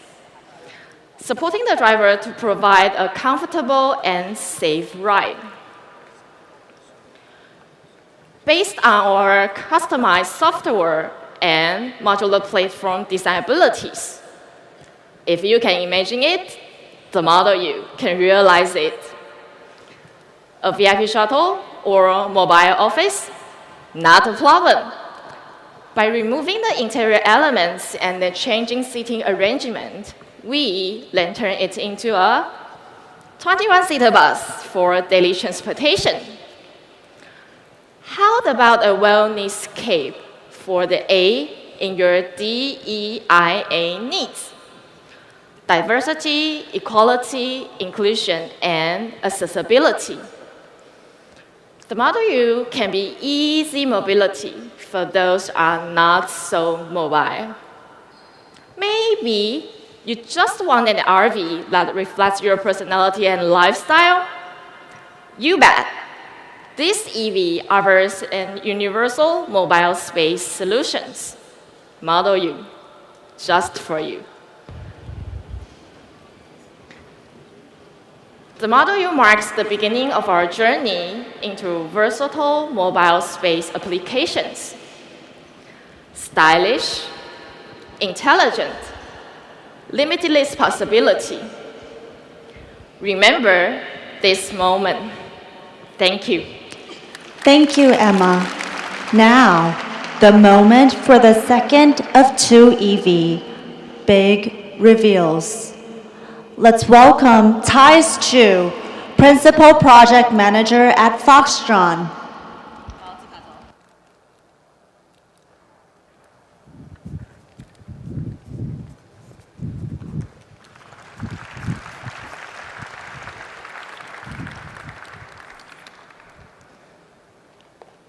Good morning.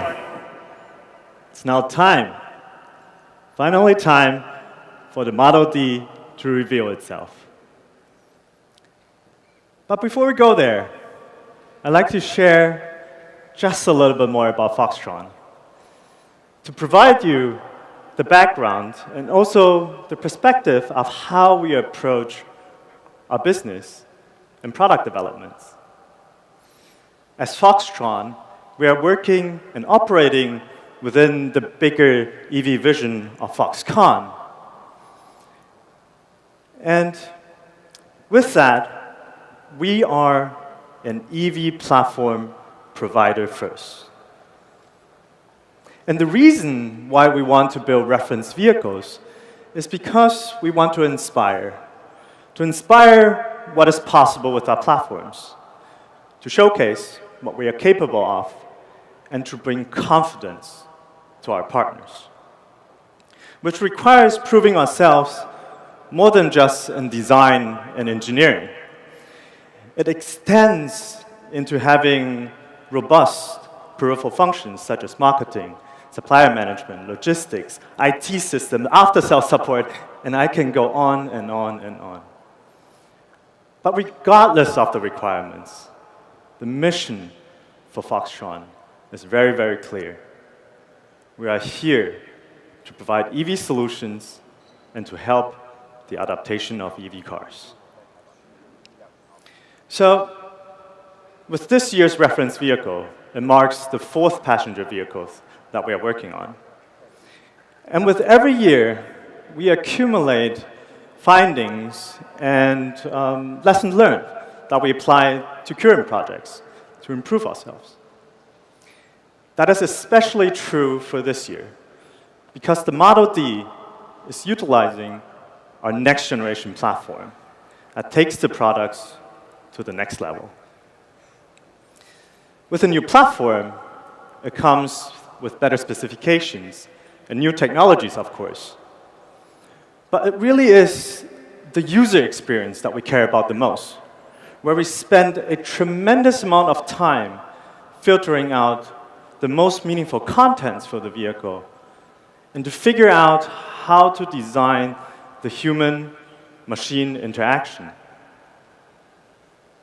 So, what do we care about a D-segment vehicle? That is, honestly speaking, a difficult question to answer, because a D-segment vehicle has so many different purposes, so many different meanings to so many different people. But for us, we believe to be able to move in comfort, having enough space to handle your dailies, to feel safe and at ease when you're traveling, and on top of that, to become the gateway to unforgettable memories, sounds like a very good combination to us. So ladies and gentlemen, please welcome the Model D. From life's first spark, new worlds ignite. The world moves unseen, in silence serene. In every step, a chance to learn. Beyond the limits of space and time. We lead the way, guiding each new day.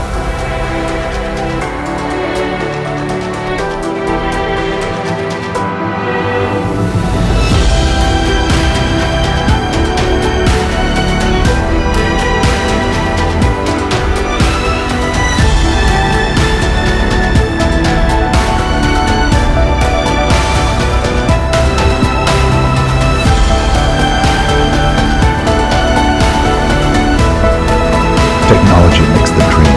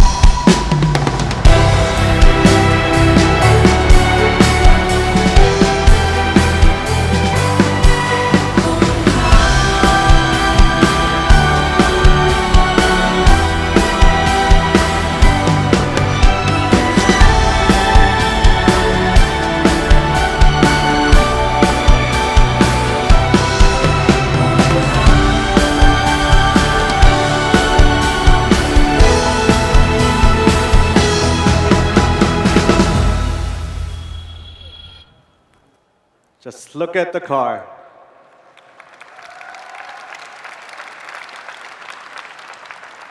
All right, let's start with the obvious. When we visually designed the Model D, we took inspiration of the distinctive light bar design which we first introduced on the Model E. This light bar design provides a very clean run-through of the vehicle, emphasizing the visual width of the car at the front and also at the rear. Dimensionally, it is 5195 millimeters in length, 1995 millimeters in width, and 1785 millimeters in height, paired with a wheelbase of 3200 millimeters. This package allowed us to provide a critical battery size for the range and offer a very spacious interior. However, we did not want to sacrifice the nimbleness of the vehicle. So by using the rear steering system that comes with the new platform, we shortened the turning radius to 5.5 meters. And that is amazing, because a 5.5 meters turning radius is about the same as what a B-segment EV vehicle is doing right now. And that is 2 segments smaller than the Model D. For aerodynamic reasons, we maintained the S-duct design and also the air curtain designs that are on the sides at the front, and paired that with a slightly sloped roofline, which helped us to reduce the frontal area and control the turbulence that is coming out of the vehicle, which also affects the wind noise, by the way, and bringing the drag coefficient of this vehicle down to a very low 0.23. This drag coefficient is not just achieved by the shape of the vehicle alone, though. It is aided by the active suspension that we implemented to the new platform. that lowers the vehicle by about 15 to 25 millimeters when we are traveling at higher speeds. So with all the bells and whistles that the vehicle comes with, we are estimating a range of 800 kilometers on a single charge. But the range, like I said in the beginning, is not the most important thing here. It is the user experience. And that is to provide the luxury not to worry about the range and make it easy, really, really easy and comfortable for everyday use. So the total range of the vehicle is only part of the story. Another part is the charging speed. Benefited by the 800-volt powertrain system that comes with the new platform, the charging time is now significantly faster, meaning 350 kilometers in just 10 minutes. 10 minutes of charging. And that is the distance from Taipei to Kaohsiung, which is on the other side of Taiwan, in just 10 minutes. And then there's another element that is related to this. And that is, when you're driving a vehicle like this, you never want it to feel underpowered, right? Especially when you're merging onto a highway.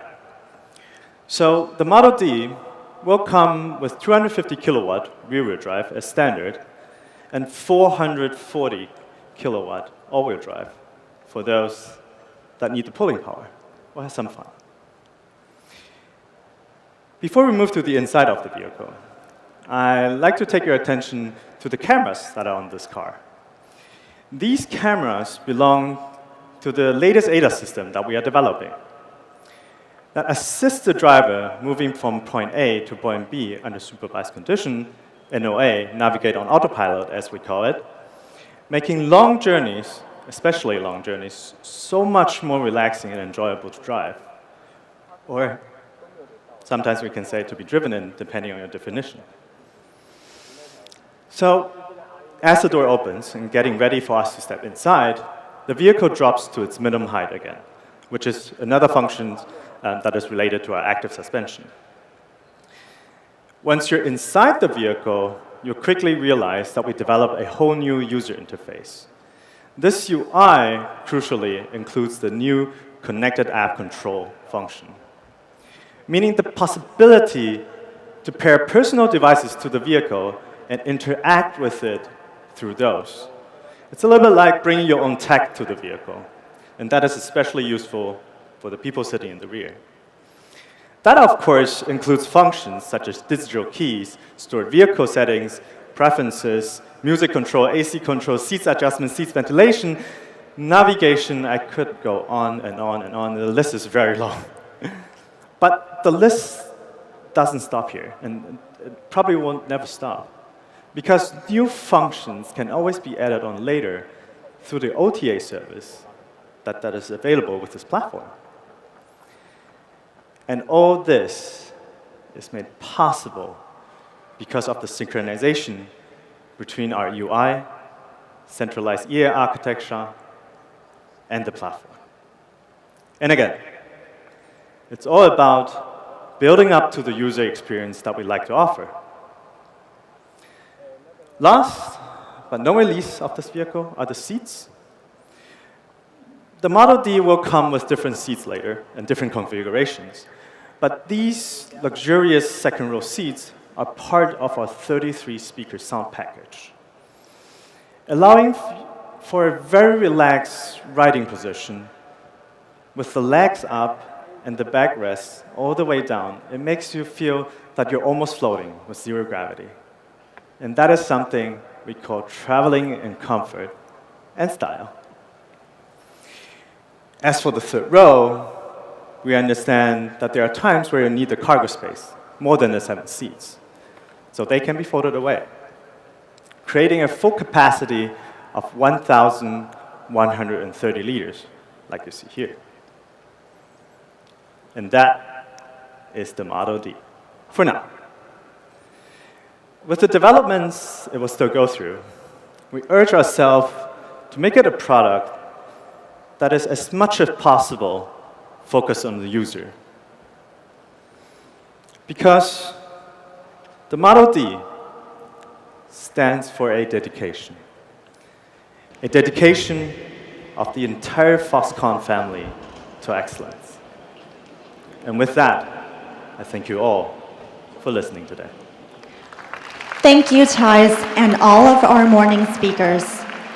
Let us now invite back to the stage Foxconn Chairman Young Liu to wrap up the morning session.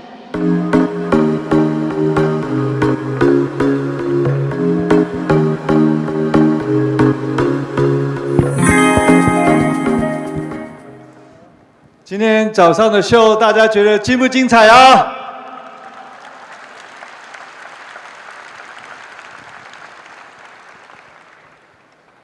？I think for the closing remark, I'm going to speak in Mandarin. 好，2个小时的开幕活动哈，我们介绍了鸿海在从 AI 的 server 到智慧制造，到智慧城市，以及智慧 EV 上的一个最新的成果啊。在开场的 AI 的对谈中呢，我们分享了鸿海和 Nvidia 如何在携手来推动 AI 技术的进步上，加速了下一次的这个工业的革命啊。我们大家都知道，鸿海有很强的制造能力。刚刚我也为大家说明了我们如何运用 AI 以及伙伴的解决方案，来落实了我们的智慧制造。在智慧这个城市的部分呢，我们也透过了跟顶尖企业虽然大家不是那么熟悉 Thales 是非常是一个 leading 在 space technology 上面的一个 leading 的公司，透过跟这个 Thales 的合作我们将进军太空产业，我们来一起打造一个更快速、更全面的下一个世代的通讯网络。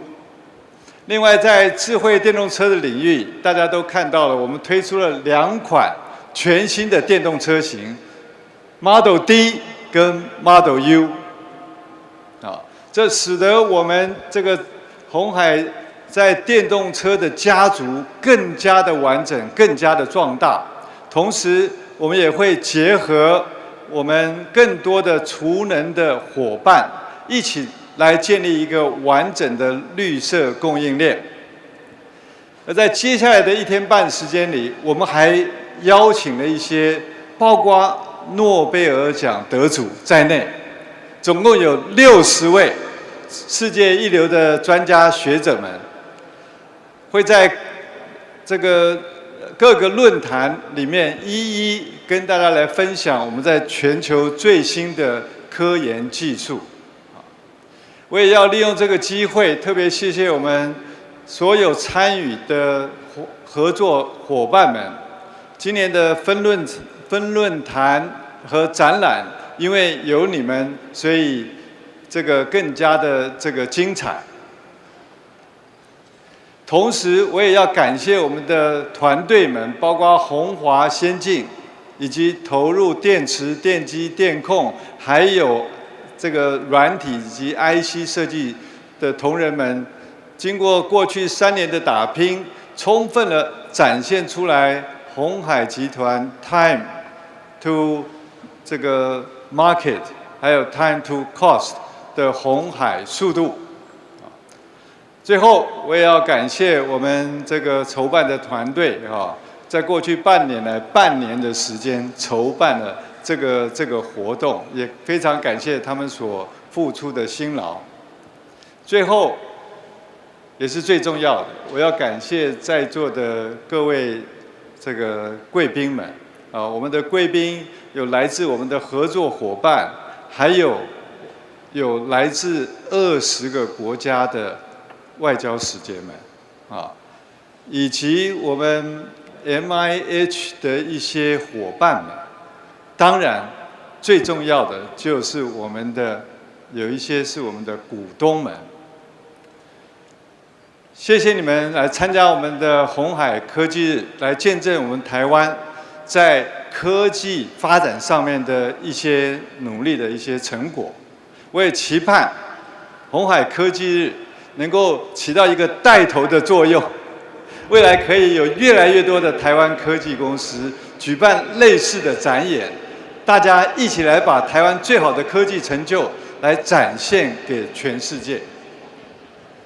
而我们鸿海一定会和大家一起来努力，来打造一个更美好的世界，更美好的未来。谢谢大家，我们明年再见，谢谢。Thank you, Chairman Liu, and all our distinguished guests. We invite you to enjoy the specially prepared meals in the dining area, and after that, please feel free to explore the exhibition. Thank you for your enthusiastic participation this morning. We look forward to seeing you again next year. Thank you.